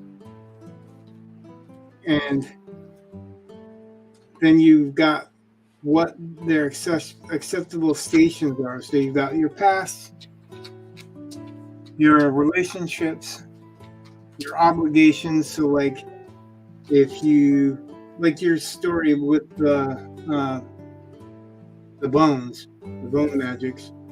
Oh yeah. They had obligations to each other and their mom because their mom was sick, right? Right. But those obligations wouldn't be just anybody's obligations, because if they go to town and they have treatments for it, then people who live in town will have a different opinion of that kind of sickness, you know? Okay. Well, because it won't be as big of a deal. It won't be as deadly to them in their Right. minds and their beliefs. So what one people see as deadly, another people won't see as deadly. And that, you know, that kind of shapes people a little bit. Superstitions. So each of these things are. And then, let's see, past relationships, obligations, motivations, which will be different for every character, right? Right. And sensibilities, which sensibilities is a lot of who raised you and how you were raised to be. And if you know those things, you know a lot about your character right there. But the sensibilities, like a desert, people will value water more than they value money, perhaps, because water is harder to come by. Or like we were talking about that when we were talking about the story that had wharves and stuff in it that you were interested in, like what kind of boats are. Well, boats could be a symbol of status, right? Yep. What kind of boat, how big a boat, how expensive a boat, if it has a motor, if it doesn't have a motor, if it has sails, if it has, you know, there's so many possibilities. But all of those kind of build character. Like if you have a character that's got a high-end boat and then somebody burns it, steals it, or whatever, or maybe they worked a long time to get that high-end boat, you know, that would be a motivation. So, I mean, I think you're talking about if you interviewed them to know their prom, I actually like the acronym ROM better than prom, but it's all the same thing. If you know who and why considers them, or who considers them a friend and why, who considers them enemy and why, what they've done that they may need redemption for, or that they may be looked down upon for, may have to overcome, or whatever, that's all part of their story, and could be part of the plot or plot devices that, you know, you employ in that.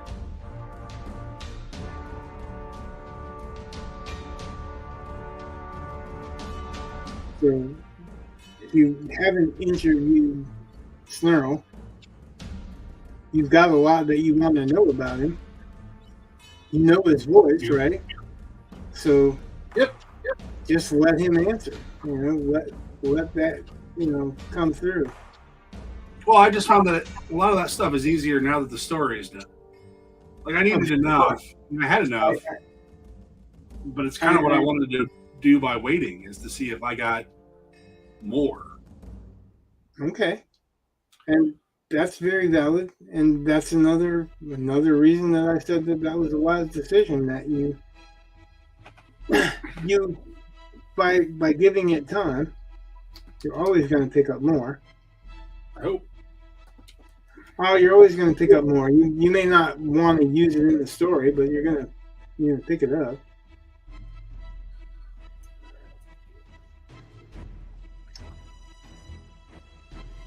That's kind of what happened with the 13th Name. It was a 100-page story written to just get done because of what we were talking about doing. Yeah. And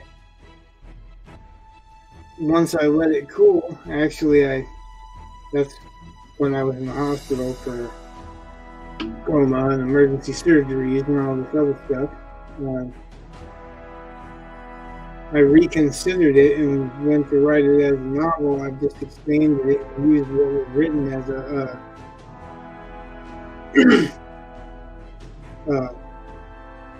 an outline. But I expanded on the characters by doing that, and I expanded on the story possibilities by expanding on the characters. And now, going through another edit, I'm expanding on the characters again, you know. Yeah. So, like, I'm learning more about the characters with characters that I learned more about the last time. I'm thinking about how I can make that more obvious in earlier parts of the book, because there's so many characters that are not explored at the beginning because I felt like it was going to be an overload. But then I kind of got that feedback from the author. We know that we should know more characters, more of those characters, and kind of felt like that was the opposite of what we're supposed to be doing. It's supposed to be getting you into the story and hooking you with the story, and then, you know, introducing characters as need be. But I think we had a point. There are some strong character voices that weren't really explored as well as they could be. So I'm trying to do that as I'm going back through too. But of course, when you go back through, you already know certain things. So when you're exploring on the second pass or the third pass, that's what you're exploring. You're exploring the new. You're exploring the things that you could do that you didn't do before.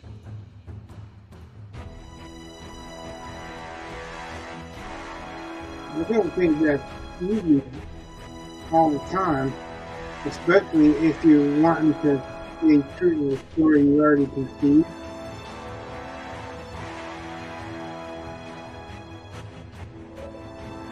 I'm finding it hard. Like, you know how, like, the first pass I had those couple of interludes from a different point of view. And now I'm finding it hard to have them in present tense, even though it was supposed to be epistolic in present tense, right? Yeah. But now I'm going through it, and I'm like, I feel like it's kind of jarring to see them that way, to see those little interruptions that way, because those interruptions make a difference later on.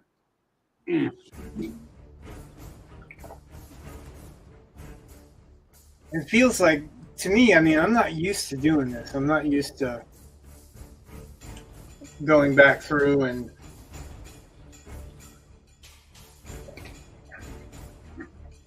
trying to retell the same story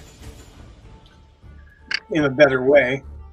I'm not used to looking at something and going, oh, well, I could have done it this way. Maybe that would have been better. And that's what I'm trying to do now on the edit. And that's an example that I took from you. Okay. Thanks. You keep those files open, and I'm trying to do that so that there's some type of organization going into it. And I'm not painting on that week. I don't think I'm going to end up painting tonight. But I think you're going to have... What's that? It's because you're drawing so much. Yeah, but because I've never drawn the rhino, and B, I want to do something worth doing, you know? Right. So I want to have it, like, when it's done, people are going to look at it and want it. And I've got to ink it yet. So I'm probably going to ink it off screen because I'm deciding where all that's being put now. Some of this I'm going to skip because I'm going to paint it. This is just going to be black because that's the way the light source is. And some of this is going to be disappearing in, and that's also showing that the plates come out further. I'm going to fade away from detail here, and this is just going to be a color, a plainer color that I've got to figure out because I don't want to use green. I just used green. And rhino is kind of gray, but I would say probably a blue. Well, maybe kind of a brown gray you could get away with. because most rhinos are actually brown tinted, from what I actually see. See some grays with browns also, but when I accepted and I was like, yeah, we'll do this, my thinking was, I can do stuff with the lighting too, but I want to get these grooves in here, these deep grooves, because that's really what rhinos are. They are really what rhino skin is like. These are wrinkles, so I've seen a couple of different versions where it's just like ripped, like he cut the rhino's mouth out and slipped it over his head. But that, I don't know. I'm trying to avoid doing what I've already seen. Maybe maybe I find a pose I like or something like that.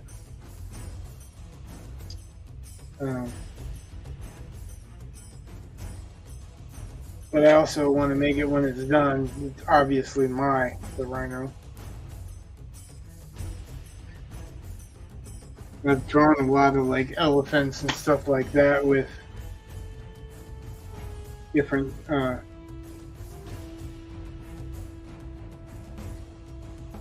ridge lines going through, and I actually kind of like that a little bit. It's weird to see the first time, or weird to pull off the first time, but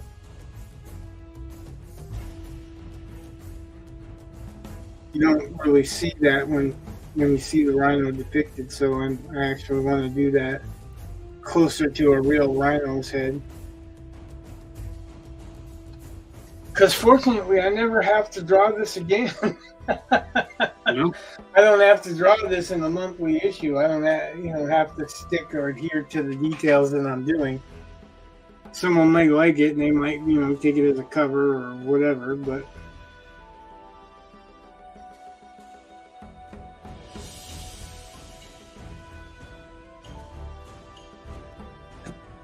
every single time it'd be something a little bit different.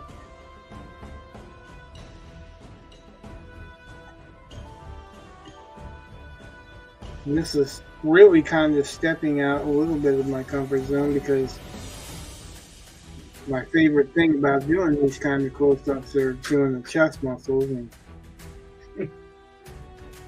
I can get some shape in there, but I'm not going to get the kind of detail that I'd like to get for them. Plus, with him bending over, hunched over like this is really going to fade into shadow for the most part, too.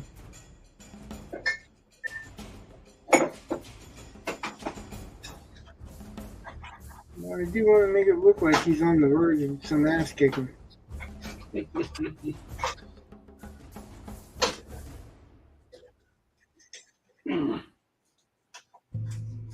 I'm not giving this one away, by the way.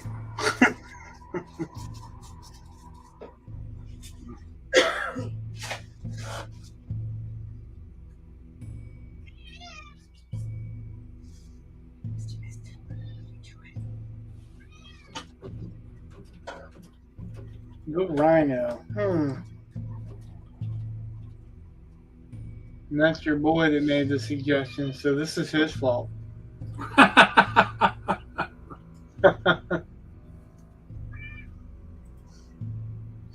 This is his fault.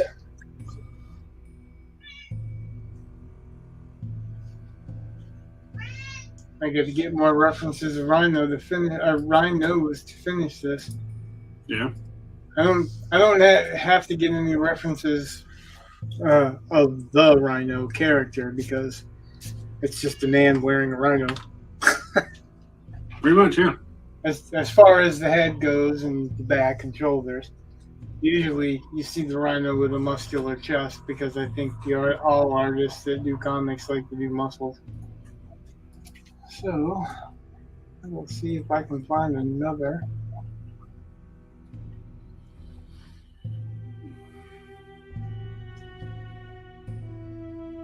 So weird.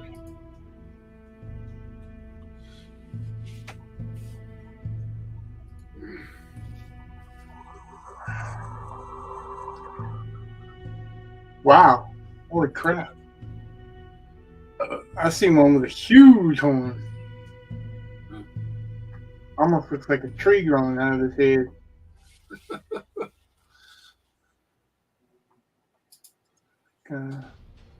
That's a pretty big boy right there. Holy shit. And I'll share that so that you can see.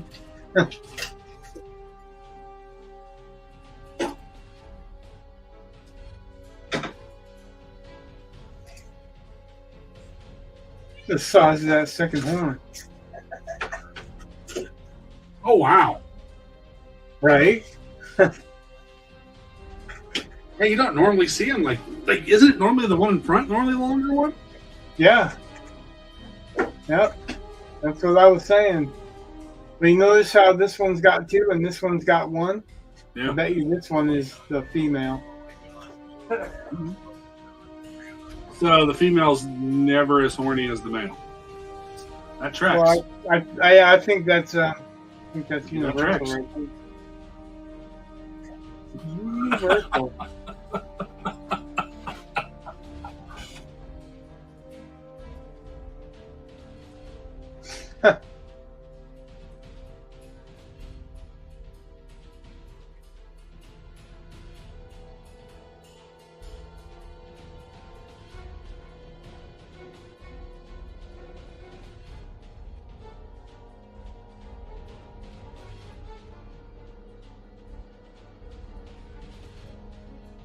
That's the one I meant to remove.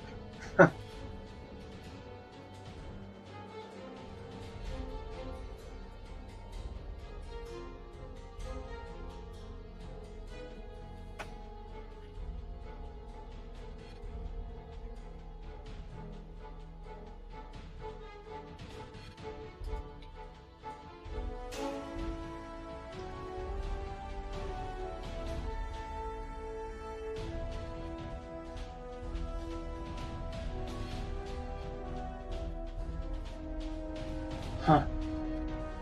What? Well, I'm just looking at another reference picture.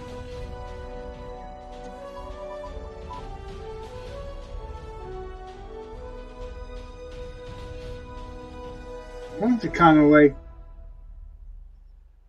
scratched in lines too. Kind of look like bark as far as texture goes.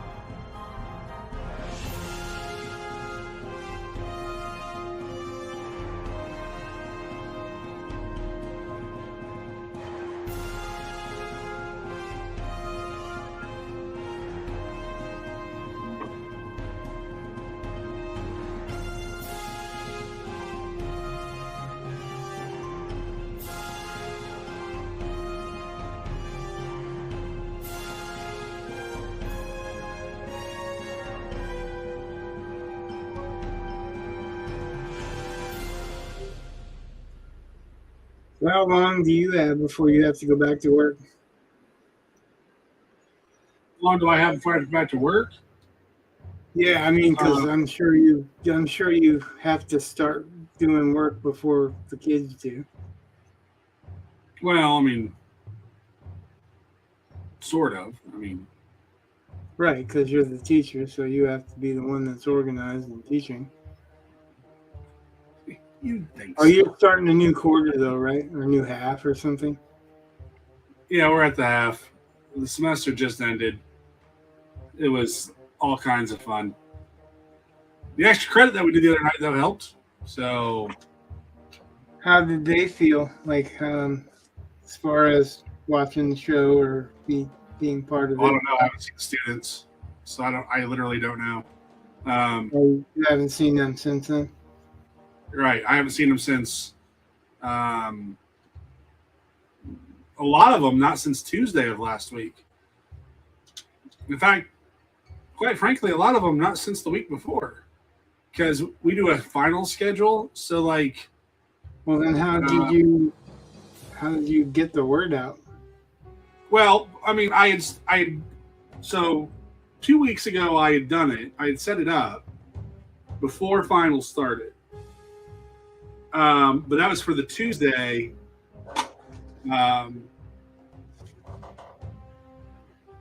When you lost power. Right. So we have Google Classroom, so I can send a mass email out very, very quickly. And I can make it an assignment, which it's not an assignment. So, I mean, people were asking about it on Tuesday of last week. Because when I said that I was gonna, that you'd lost power and weren't gonna be able to stream, a lot of them were, quite frankly, upset. They were. Yeah, well, they wanted the extra credit, and I understand why. I mean, it's easy extra credit. Yeah. So, I went through and just moved it to that Thursday, which made it actually a lot easier. And then I won't see him until like a week from today. So is next Tuesday the 2nd? Let's see. I think so. Yep. Next Tuesday will be the drawing too. Yeah, well, next Tuesday is the first day back to work. So, my first official day back to work. So the first day of school after the holiday? Yeah. Yeah. So some classes pretty much be run on autopilot, but my freshman, which I guess that's 2 large classes. So, but it's a completely new class for me to teach. were your freshmen in there too? Yeah. That's why you wanted to be super careful, right? A little bit.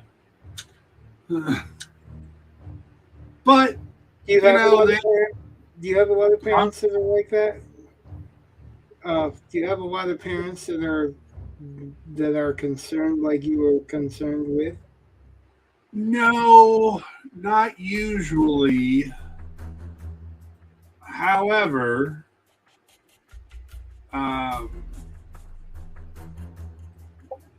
right before break, I don't want to get into it too much because I don't want to. But there were just, it's the end of the semester and people worry about grades, and so there was that, and then there was an incident at a swim meet that I had to deal with. So there were just lots of little things that just can happen. They were all clustered around the end of the semester, and Right. I just was wondering if you had parents that were like that normally. I mean, I could. I don't know. I mean, that you, well, if you're like I don't know or not sure, but it's possible. that means that you don't really have them, but it's Or they haven't possible. made themselves vocal yet. That's all that really Yeah, is. but you don't have to deal with it, which is what I was talking about. Like I was wondering if you had this kind of level of constant bullshit, that you had hung over your head while you're working. Nah, normally it's pretty good. I mean, it helps that, I don't know, my ego doesn't normally get all that involved. So, not anymore. It's been beaten out of me. So, when a parent wants something, I'm like, oh, okay, whatever. I mean, within reason. But, I mean, that's why I accept late work forever, or not, at least till the end of the semester, and, just stuff like that. I just stop fighting it, because administration will say in one hand that they want, that you should have clear and obvious deadlines, and there's repercussions for missing them and all that. But then as soon as you get any student that comes along and their parents want to complain, then the administration's going to side with the parent. It's like, well, then why did you ask me to have these stupid due dates and penalties for being late? So they got a bad guy, that's why. Yeah, I guess. So I just stopped doing that. If at all possible, like my due dates are designed around not how long the assignment should take, but when I can grade it, basically, or the end of the semester. That's it. So like the essays I kind of need because we use them in class. So when I assign an essay, I need it.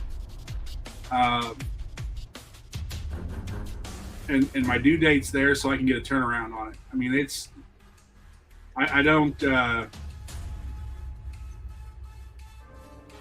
assign things due dates just because it should only take you so long. It's, if I know this assignment's coming up, I'm going to give you the assignment and keep reminding you about it. And the due date's there because that's when I want to be ready to grade. So, papers are due on Fridays because I'll grade over the weekend. Not because I want to give you the whole week. It's because now I want to do that. In fact, normally what I do with bigger projects is, let's say I want it turned in on this Friday. Then I would have asked for it to be due last Friday. And then I would have given not an extension, but a grace period through this Friday. So as long as it got turned in by this Friday, there was no penalty. I'll just pretend like it was turned in on time. But if it's beyond this Friday, then you've incurred a penalty since last Friday. So,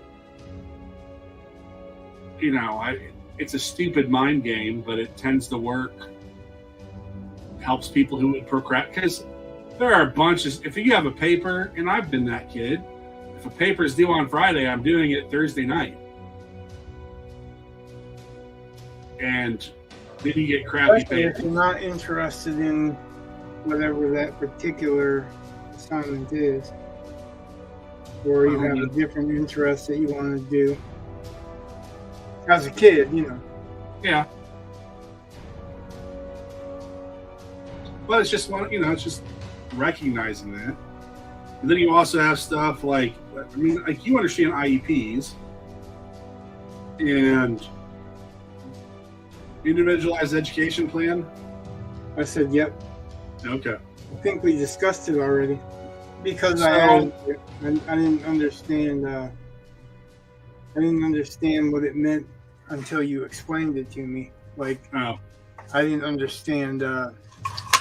Didn't hear the term before, so it was. Well, that might be an Indiana thing, because although I've heard them in Nevada too. So. Well, I'm sure it's not. It's just, for instance, like one school after school suspension, the other is ISS, in school suspension. You know what I mean? It's just different terms for different schools. But I just hadn't heard of that one, and plus, I hadn't had to deal with that kind of stuff in school for a long time. But so you'll get like 6 kids or more in a class. They all have IEPs, which whatever. Okay. But one of the accommodations will be like gets extended time. Now, that's all it says. But what that usually means is they get time and a half, which is fine. I can understand why you might need it. And, there's a reason why like SATs are going to a non-timed format. Well, intelligence does not mean quick. So, no, but like at a certain point, you gotta have some answers. Well, they also have been dumbing down a lot of stuff. I'm not saying that they do it with the SATs, but I'm not surprised all of a sudden the time limit's not a question when that was part of the deal. I think part of it was about the pressure. I agree. But, I mean, to some extent, because like I'm not saying that it should be torturous, but I'm saying that there's a reason that the SATs the way they are or were. And it's like, I guess to me, like it's that whole colleges accepting Ebonics instead of proper English or proper grammar. Yeah. Like, really, what are you teaching them? You're not teaching them shit. If you're letting them write like they talk to each other on the streets, you're not giving them an education of how to actually communicate clearer. That is something I've never thought about before, but yeah, you're right. Like, what's the point of taking an English class if you don't need to learn anything? Right. And like, I mean, if you like English, then what the fuck is the point of taking an English class and not trying to learn anything? Right. Or, not exploring the possibilities or whatever. Yeah, it's crap. That it's an excuse for underrepresented people to have the same grade as represented people, so that there's a higher statistic of graduating people of color or whatever the excuse is. But they're not going to be another Thomas Sowell. They're not going to be another Ben Carson because of it. These are brilliant. They don't want those. Huh? Yeah, it's because some people don't want people like Thomas Sowell and Ben Carson. Well, that's stupid because they're brilliant. I agree. Ben Carson is a brilliant surgeon. He's done things that no other surgeon has ever done before. That is what any underrepresented group should be able to say or be proud to say. Say, oh yeah, like Thomas Sowell. They'll bring up Martin Luther King, and they'll bring up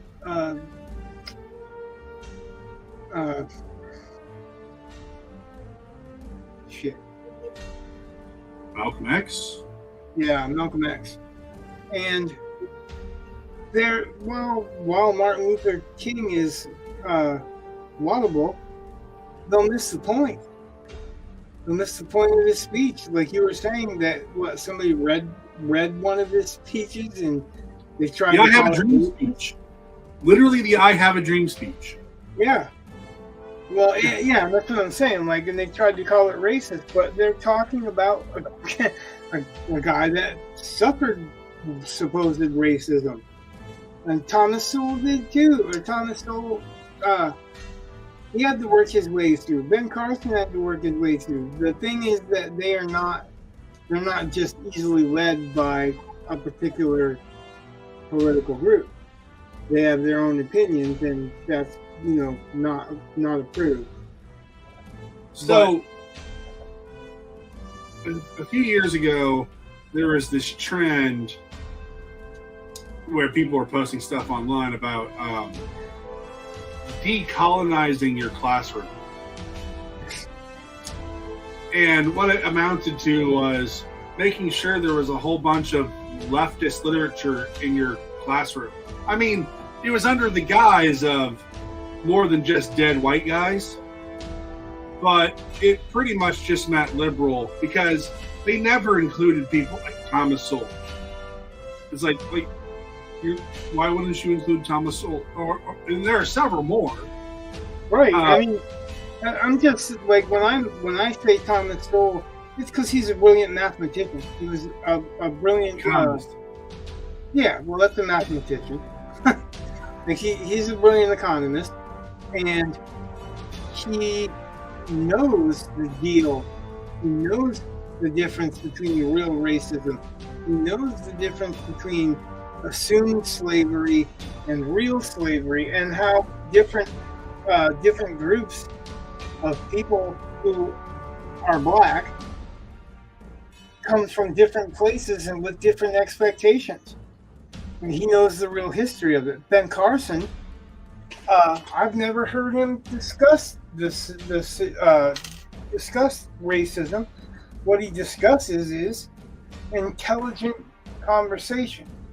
He performs brilliant surgeries. He performs surgeries that no other successful surgeon ever did, operating on basically Siamese twins in the womb and separating them without repercussions. It's so much more admirable, so much more laudable, and so much more ignored. Like why should Ben Carson be ashamed? Why can't he run for president? Because he's a real black man, he's all black, and he's a brilliant surgeon who's used to making snap decisions. Life or death. They tried to make him sound like an idiot. Right, because he had a theory that the pyramids were actually grain storage in ancient Egypt because there's no evidence of grain storage, and that's a thesis. Because he was saying that, well, maybe Joseph, the Israelite, when he was ruling, he had the dreams of famine, and he was told to store them, to store the 7 years, because it was 7 years of prosperous and then 7 years of famine. But when he was told to store them, he created storage containers. Well, we all picture silos because we're modern idiots and we're thinking of the modern. And Ben Carson was thinking, well, originally, and at that time, nobody actually had a real reason for pyramids. They have literally a chute that goes from pretty much near the top all the way to the main chamber. So if it was really a storage container, that's where they would pour it in, which makes a lot more sense than fairies guiding their spirits out, because the Egyptians didn't believe that they were going to the sky. They believed they were going to a sea, an underground sea. To the sky would be afterwards, after they had their heart waved. So why would they have a guide from the pyramid when they're supposed to be going underground? It just, him using basically logic and going, well, these are really close to silos. Yeah, it's not unintelligent at all. It's the opposite. It's a brilliant proposition. It may not be right. There's no evidence one way or another. Well, I mean, the dead bodies that they found in the pyramid. No, because you can't prove that they didn't put them in there afterwards. And that is true. Did they find dead bodies in the pyramids?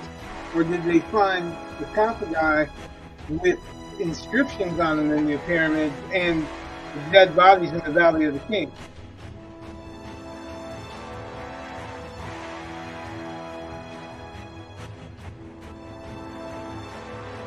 So I'm just saying there's evidence.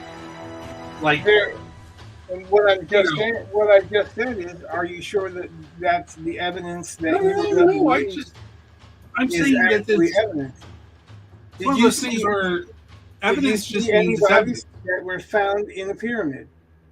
I mean, it's hard to prove anything definitive. At some Right. point, you have to look at the evidence Exactly. and weigh it and make it. Well, but you don't go in. You don't go in with an idea of what the evidence leads you to if you really want to solve that question.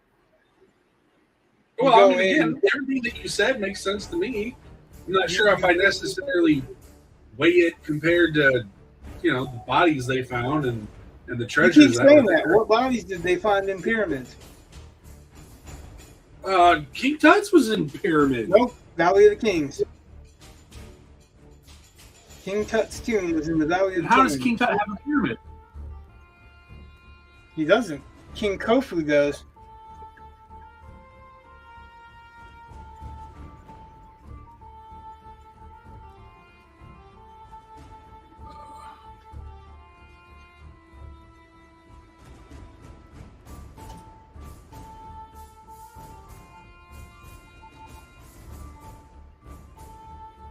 As far as I know, he was found in the Valley of the Kings, which are not pyramids. They're tunnel system burrowed into a valley.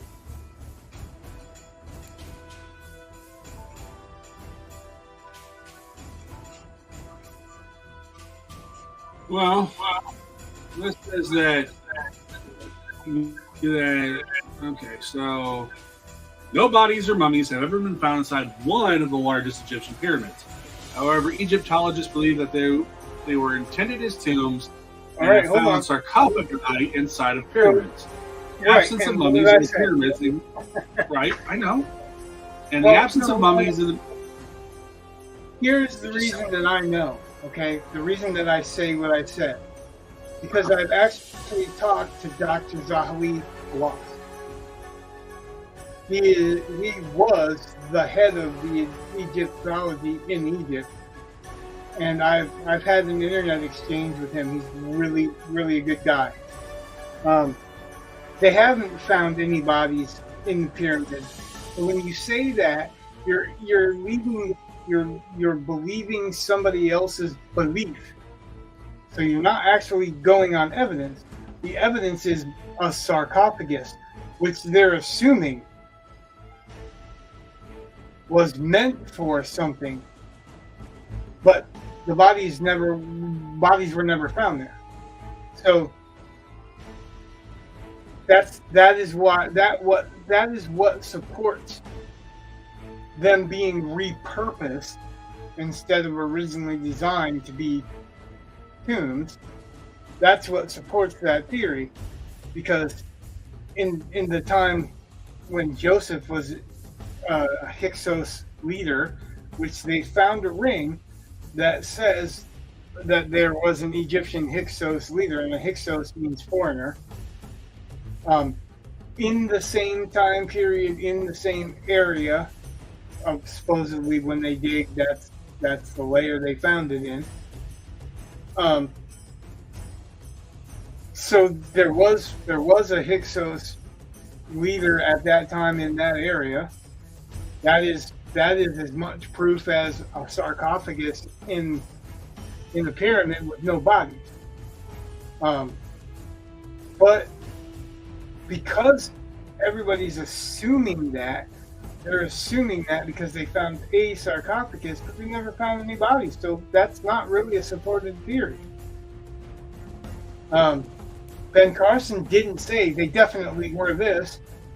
He said he could see how they were this because there is a shaft that runs from near the top of the pyramid to the chamber they call the king's burial chamber, which no king has ever been buried in.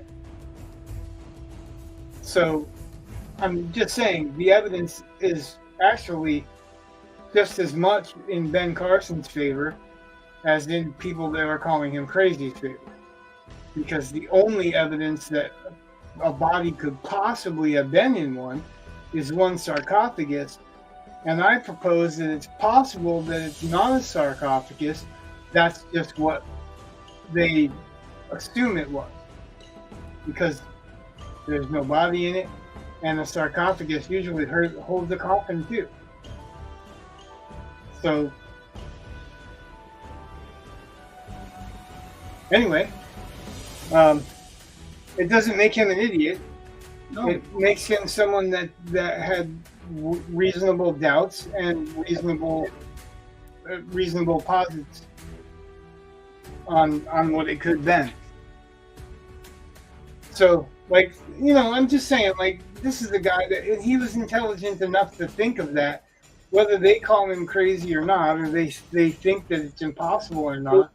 There's no proof that it is impossible. But this is a guy that is a brilliant mind. You know he's a brilliant mind because of what he's achieved. I don't know, man. Like, why would they hold him back? Why would they try to bury his knowledge or bury him as a person unless it was political, right? So it's all political, and that's all crap. Yeah.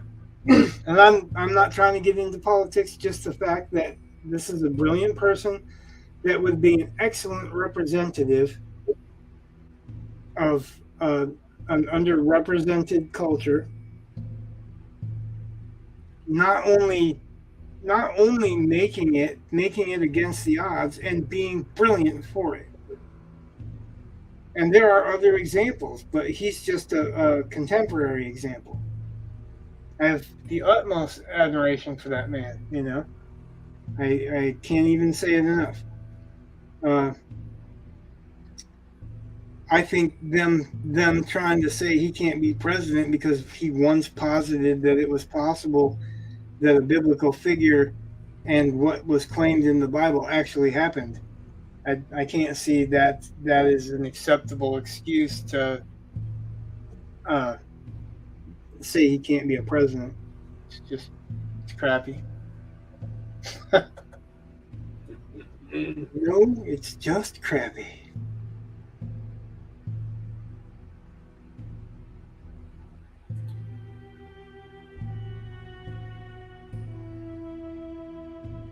And it's funny because if it was, I don't know, Suge Knight, they would be all like, "Oh, you're just trying to hold the black man down," and it's a black man that's proved to be brilliant. And they're literally trying to hold this black man down. Well, I mean, just like the confirmation hearings for Clarence Thomas, they're terrible. And Yeah, the right. President in Chief was at the the point of the spear. Terrible. Sorry, but I think there's a large portion of probably both parties that I'm really not trying to wax political, just saying that there are great examples to be upheld and they ignore those examples for politics. Well, it's because That's all.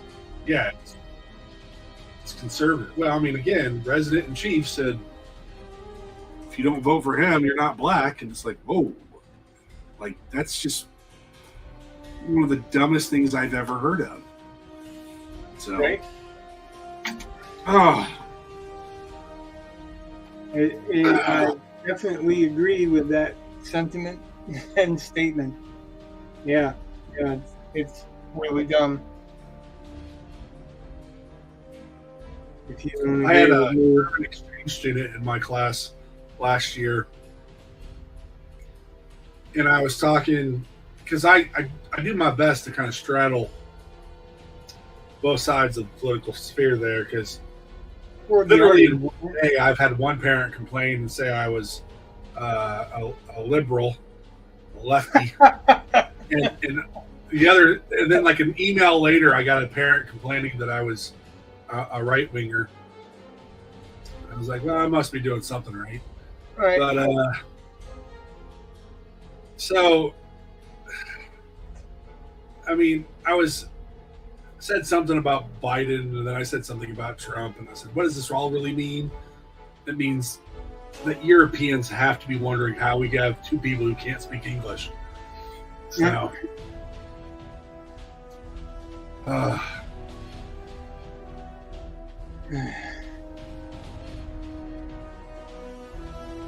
Although I've been watching, stupidly enough, I've been looking up some Canadian politics. Oh, I'm sorry. Well, it makes you feel better about the U.S., right? Well, yeah, sometimes because I'm watching some of this stuff, and it's clearly more British than American.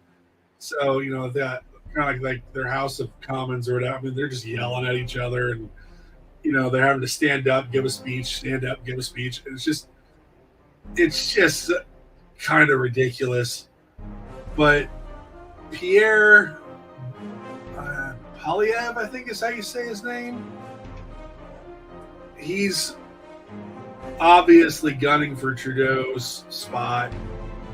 And it's just funny. Trudeau, so I guess I'm on his side. But it's just funny. Just, man, that guy knows how to talk. I'm like, man, I wish we had someone who could articulate things as well as this guy's doing. Because Trump doesn't. So. No, he doesn't. Well, to be fair, Trump's not actually a politician. That's true. He's become a politician, but his job was never had to articulate an argument. Like, all he had to do was sell somebody on what he knew already, which is, I guess, a completely different skill set. Kind of. I mean, I can kind of see there's a difference there. They say Obama was a great orator, and he's always been bland to me. Like, every time I listen to him, I'm like, he's fucking boring. Like, he's supposed to be exciting. He's supposed to be firing up the youth, but really he's boring, and he's saying the same thing that the people he's saying are bad are saying. Oh, goodness. I just love that. When people accuse somebody of something, whatever, and they're doing the same thing. That's like the whole border thing. There's actually video of both Biden and him saying the exact same thing Trump said in the 80s and the 90s. Here's my solution, because I think actually, if you watch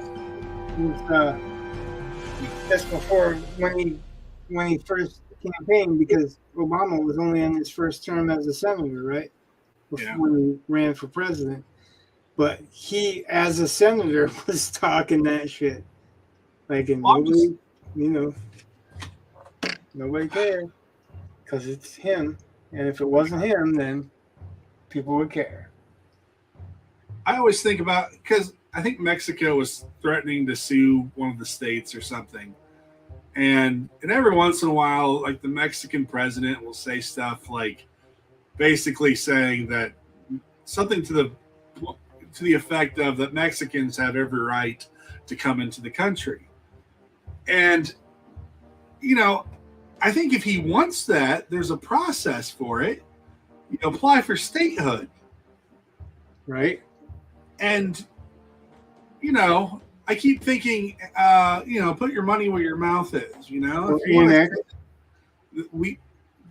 We'll take you in as the 50, actually more like the 51st or 10th state, because I don't think I'd let it join as one single state. But, I mean, and then you have a much smaller southern border, and a border wall will be so much cheaper. So that's my solution to the if they're a state, then you don't need a border wall, but the economics change. Oh, trust me, there's all kinds of problems with that scenario. But, I mean, at some point in time, it's like, man, I don't understand a country that just wants to say that their citizens have a right to go into another country. Like, and don't get me wrong, I know the United States has done stuff like that, where we just say things like, we're invading Grenada for some reason. I think Yeah, I think that's taken out of context, but I'm not going to get into that right now. Well, I'm just saying, like we've done things, Well, yeah, but we back it up, I guess. Like we we've really also would. not done things. Yeah, And I went on the original opportunity to get Saddam Hussein, one of his generals, one of his counselors, came to us and said during Clinton's administration, "I'll kill him. You just get me out of the country." And they made him wait and wait and wait till the day before the plan was supposed to be in action, and then said nope, because the Kurds will never take the north. Guess what the Kurds did?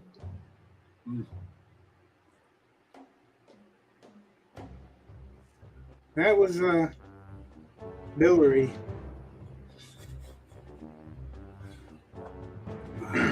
heard that one in a while. Well, we haven't talked about him in a while because he hasn't been relevant in a while. Although the last time I heard of him was recently, and that was an old Monica Lewinsky joke. Picture of him, and like, oh, there's two people in this picture, but most people won't know it.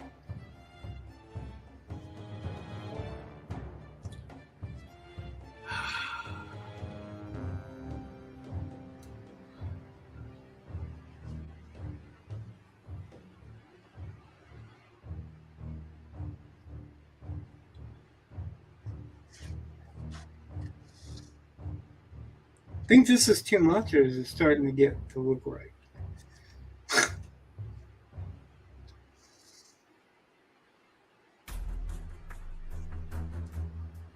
It's really weird to try to mingle an animal and a person enough to recognize both. Especially when they're so different in concept.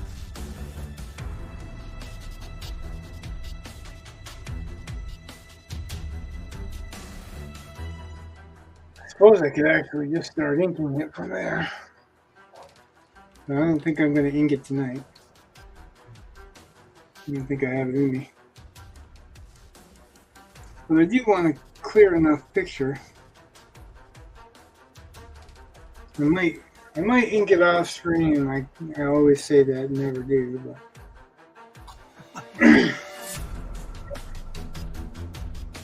I might this time just to get some more exactness and set up a better plan before I start painting. Kind of like we're talking about writing, I do that. Like I get an idea and then I start going, and then yeah.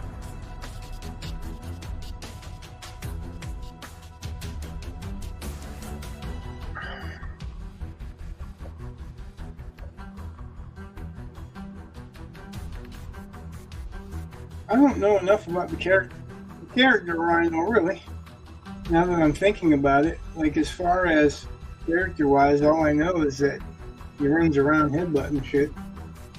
I don't know who he is, don't know his story. It's like good talented something or whatever. I mean, he's like Polish or something. I mean, he's Eastern European of some sort, and see, that's the problem, because sometimes things get retconned. At one point in time, he couldn't get out of the suit; like he was stuck in it. And then I think they changed that. I don't know. I'm sure if anyone watches this, they'll put comments. They know more than me, which wouldn't take much. But I've always kind of makes me want to open some either Marvel or Wikipedia or something and do a little research on it. Have fun. It makes me feel like if I knew a little bit more about him, I could add more character or personality to him. Polish, huh? Oh my gosh. I don't know why Rhino. Marvel. Yeah, all images. Character.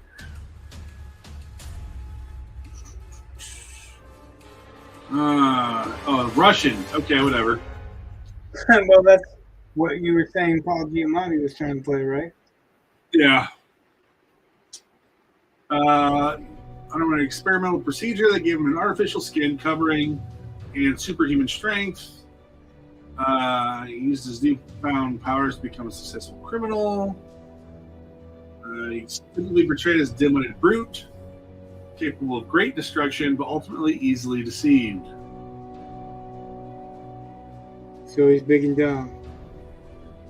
Yeah. Alexei Sitsevich. That's the name. Alexei what? Sitsevich. Sitsevich? Yeah, sure. It's a bitch. I don't know. It's a V. It's a bitch.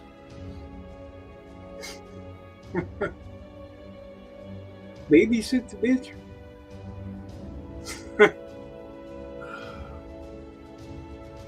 But yeah, generally big and dumb. And Yeah, that kind of sucks, huh? a little bit. Although, I have my own big dumb character. So. I don't know. I don't know if I'd call the characters I've read here as big and dumb. He's just really slow. Actually, I would just say he perceives things differently than most people. And that to me is accurate. And Yeah. I don't feel like that is big and dumb. I feel like that's perceiving something different. Which is exactly what you're saying. And like maybe I've got a personal stake in that belief. But yeah, I do definitely feel like the characters that I've seen of yours, none of them are actually big and dumb. Even the bad guys, so that's a good thing for me.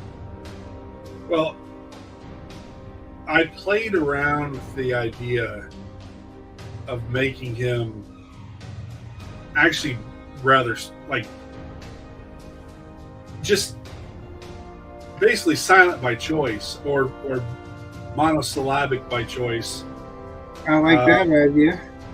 Or even like we were talking about shit. What's his race again? The troll? Troll, yeah. So maybe it's naming conventions are different for different peoples and whatever. Maybe that is like a convention of that people. Right, but the central conflict, or at least the initial conflict, centers around him not remembering his name.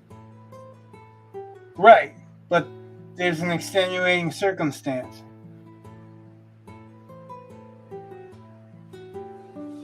Like I got that there was something that took that memory away. And I thought that's kind of what he was searching for. Actually, I thought that's what your reveal was going to be, which is why I said if you're not doing that all the way to the end, the ending would have to be about Snarky making that decision, right? Yeah. Snarky. Snarl. Sorry. Transpose one of my characters. No, the names are close. Yeah. Although it was funny because I was going through and revising, and I had a typo and had dropped the L, and I was like, "Oh, his name could be Sneer." And that would be a very cool name because it has a dual meaning, or has a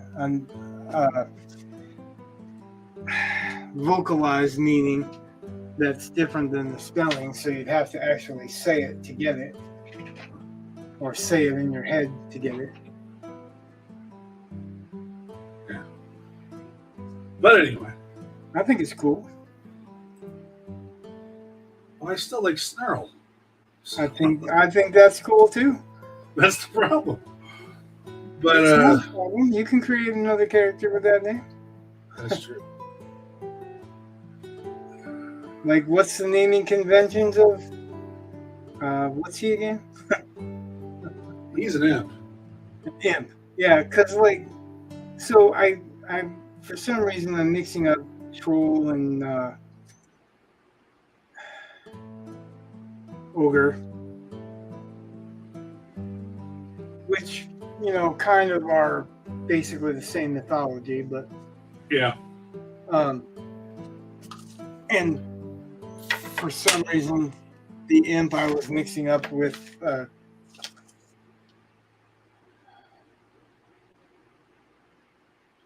not goblin, but yeah, maybe goblin. Orc? Nope. I was picturing him much smaller, like a goblin or a gremlin or Snarl? yeah. Oh yeah, he's like maybe 2 foot.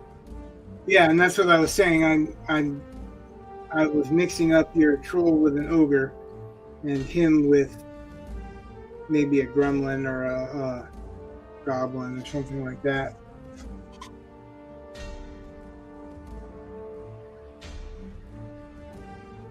That's what my brain was saying, even though I should have known better, but for some reason I couldn't separate those from what I was thinking. That's why I was going to do character sketches at one point.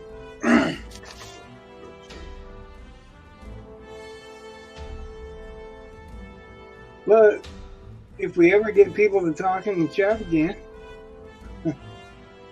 and they're interested, then I will do a character sketch competition. That would be cool.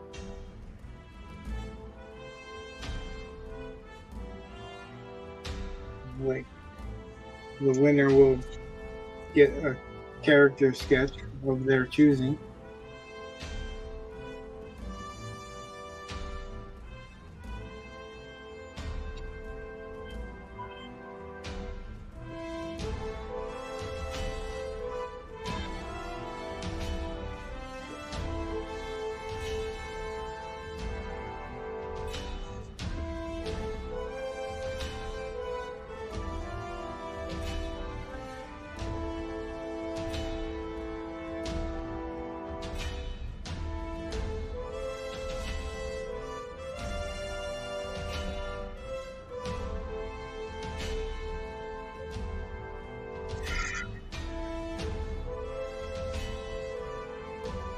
Now this is too big for the scanner and it's too big to thinking, so I'm not going to be able to take an in-progress picture unless somebody takes a snapshot.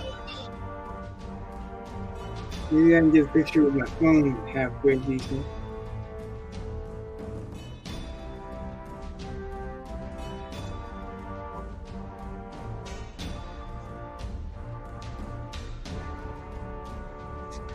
Actually, I'm kind of glad that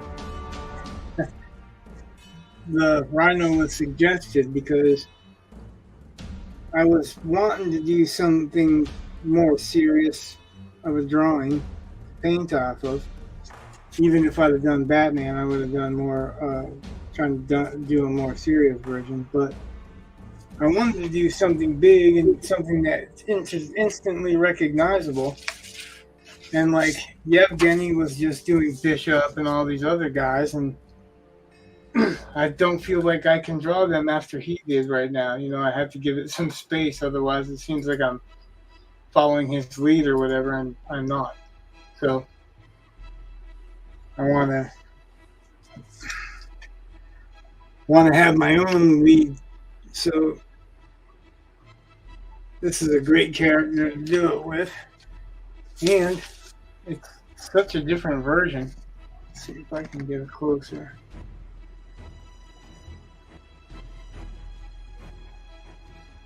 Now I need to look at it full size to see if I can see. Oh yeah, let's see. quite a bit of the detail, even though quite a bit of it you can't see either. But yeah, I'm gonna finish darkening these lines. Like, I'm gonna finish darkening this line, and then around the edge, and then I think that's gonna be it for the night.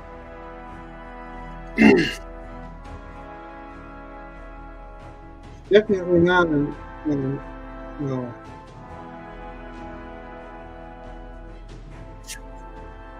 quick stream. Definitely didn't get to the point that I wanted it to get to, but I think it's all the better for that because of what it's ending up being.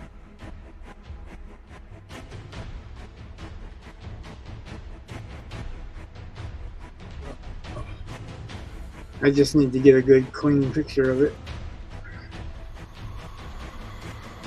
Have you ever run 2 monitors?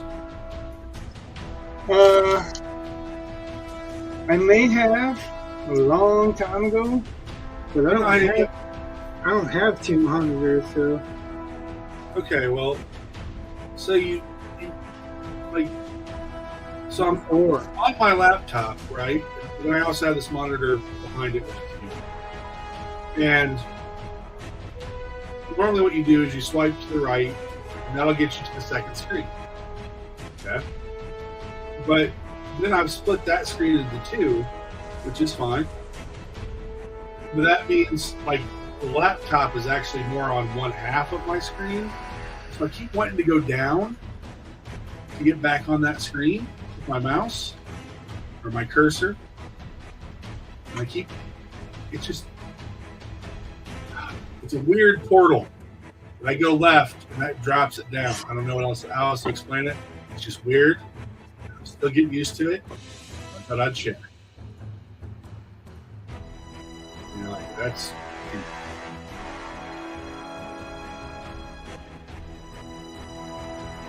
Okay, I might have missed the point.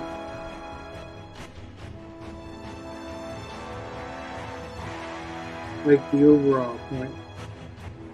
It's all good. Are you just saying that you're getting used to the running 2 monitors? Yeah, my new setup with. Yeah, it's just weird. All right. Well, because like I was talking about wanting to get a clear picture, and then the next thing you were asking is how many monitors, like if I had run multiple monitors. So I didn't know if that was in relation to getting a clear picture, or if it was a completely different subject. Which turns out it's a completely different subject. Well, that's because I was trying to get. So my cursor was on my big screen, and then I wanted to bring it back down to the small screen because I was going to change, or see if I could change the settings so you'd have more of the picture, less of me. Like none of me, really. Oh, so that I could see the picture, you mean? Yeah. But on the way there, I lost my cursor because it looks like I should just drop it down instead of going off to the side. And it's not as intuitive as you might think. Let's put it that way. Okay, I'll grant that because that's generally my life with devices like this. Like I said, when I was a kid, I soaked this shit up. You know what I mean? Yeah. Like, my mom wouldn't understand how this went or that went, and I was like, oh yeah, I'm the guy for that. Let's hook this up and let's hook that up. And now, like, I need to have my kids here because I don't know how to do it. I really need to learn OBS is what it is. One of them, because there's so many things you can do with OBS. It's just a little bit more work, and you just got to learn what. You got to learn the system, obviously, but that's That's the tough thing for me is learning a new system. I just don't take to it naturally or quickly.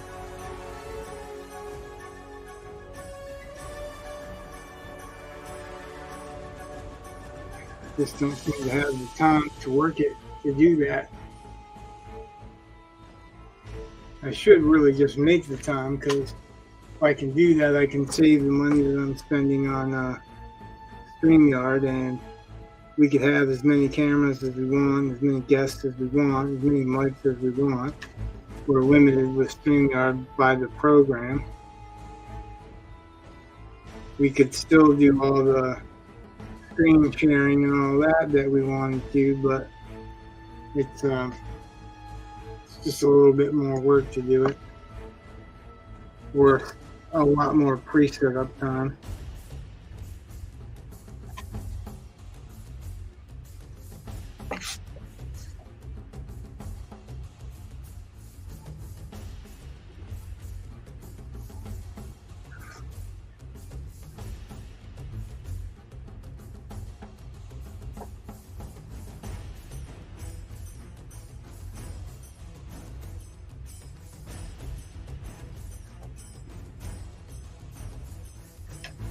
One thing I've got to do is learn to separate, or not separate, stop separating comic book art from regular art.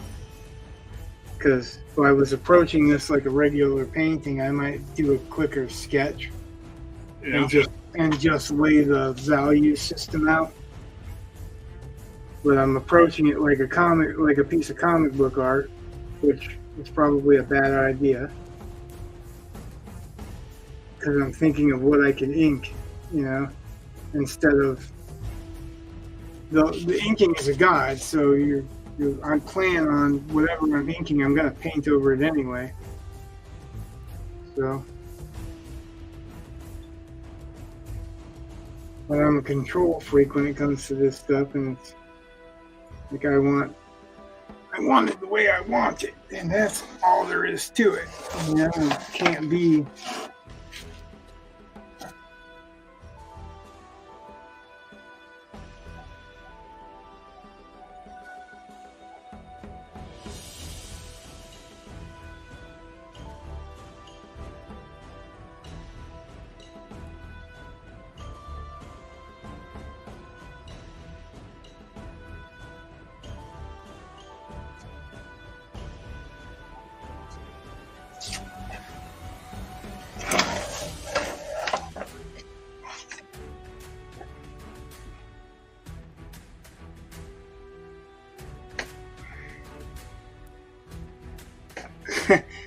And this is not cheap paper. So that's the other thing. Like, part of my brain is like, you can't screw it up because this is not cheap paper. It's way more expensive for the number of sheets than I normally would do.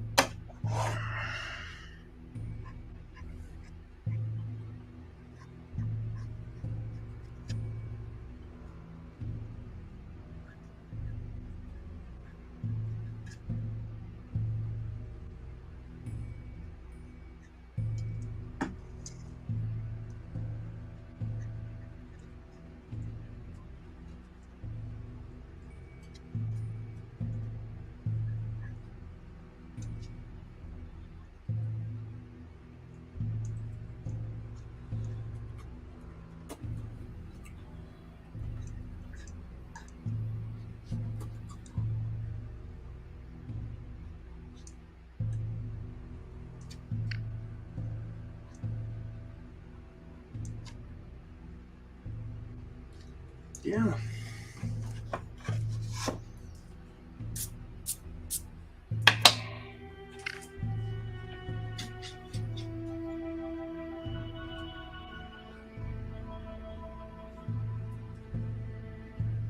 What color eyes does he have? I don't know. Probably black.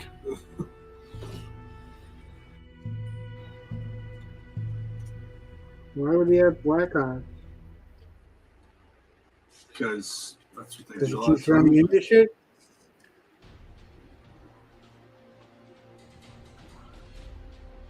Huh? Yeah, that was not a good joke. No, Uh, I was asking if you were making a joke. I didn't, like, I would think that Russians could have, blue eyes as well. Usually blue eyes is something that you see in the north, and Russia's pretty much in the north. what?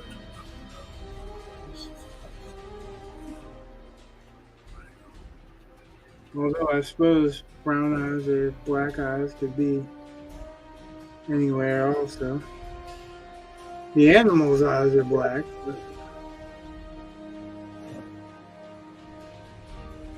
Usually they'll give like a bio for him.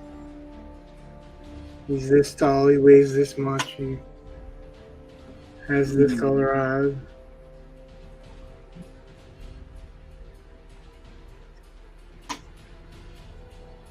Physical characters. What's that? Oh, I'm trying to click on the thing that says physical characteristics. It's not opening for me. Bastard. Pretty much. I want to scroll. Hold on. My dog's trapped in here and she wants out. Yes, dog, I will let you out. No?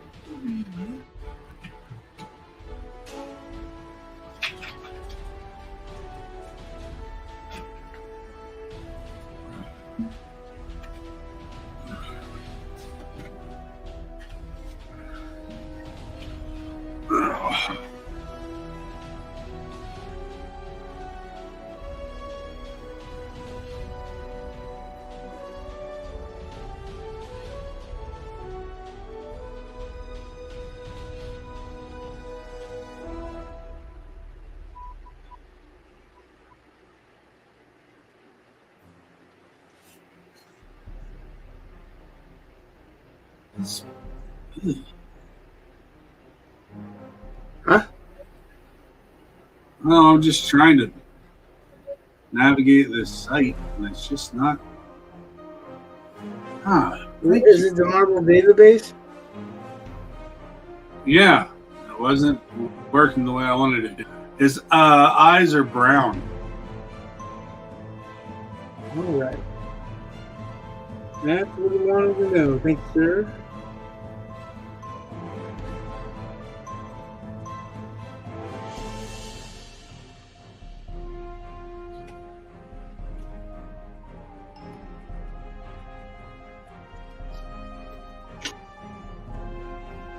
Yeah, this story that I finished Sunday,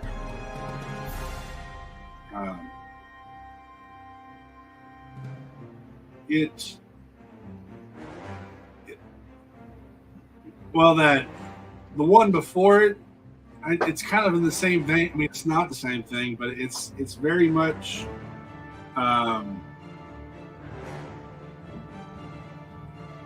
It's not. It's got a little bit of sci-fi, but it's not very speculative in my mind. I mean, it kind of is. I mean, you'll see. But now that I've done these two stories, I'm like, all right, I want to get back to my fantasy stuff. Right? It's like I had to get out of my system for a little bit. That's like this weird West one that I'm working on. Like, I really want to do some historical fiction, but there's so much to know, and the historical fiction crowd there's not enough of them that pay you pay you to do the work for them to bitch like they do if you get something even slightly wrong. And then other things they don't mind getting completely wrong or anachronistic. And then some things, if you get them anachronistic, they'll crucify you forever. I saw one person say some shit about like it should have been historical fiction and it ended up being fantasy and I felt cheated and I hate fantasy and like, first of all, why do you hate fantasy? Yeah, really. I mean, if you like historical fiction and you're talking about liking knights and chivalric period, and if you like that kind of stuff, that's pretty much kind of inherent in fantasy. So, all right, 3.5 hours. Like, I noticed that Twitch streams run a lot longer and people watch for a lot longer. Cool. We're gonna end the stream. I'll let you end it because you started it and you didn't end it last time. So thanks everybody for watching. This is what's gonna be painted. The names have come in. Some names have come in. You get 2 more chances because we're gonna draw on the 2nd. Other than that, thanks for showing up. Hit like and subscribe and follow if you're on Twitch. Thank you very much. Good night. God bless. Much love. Peace.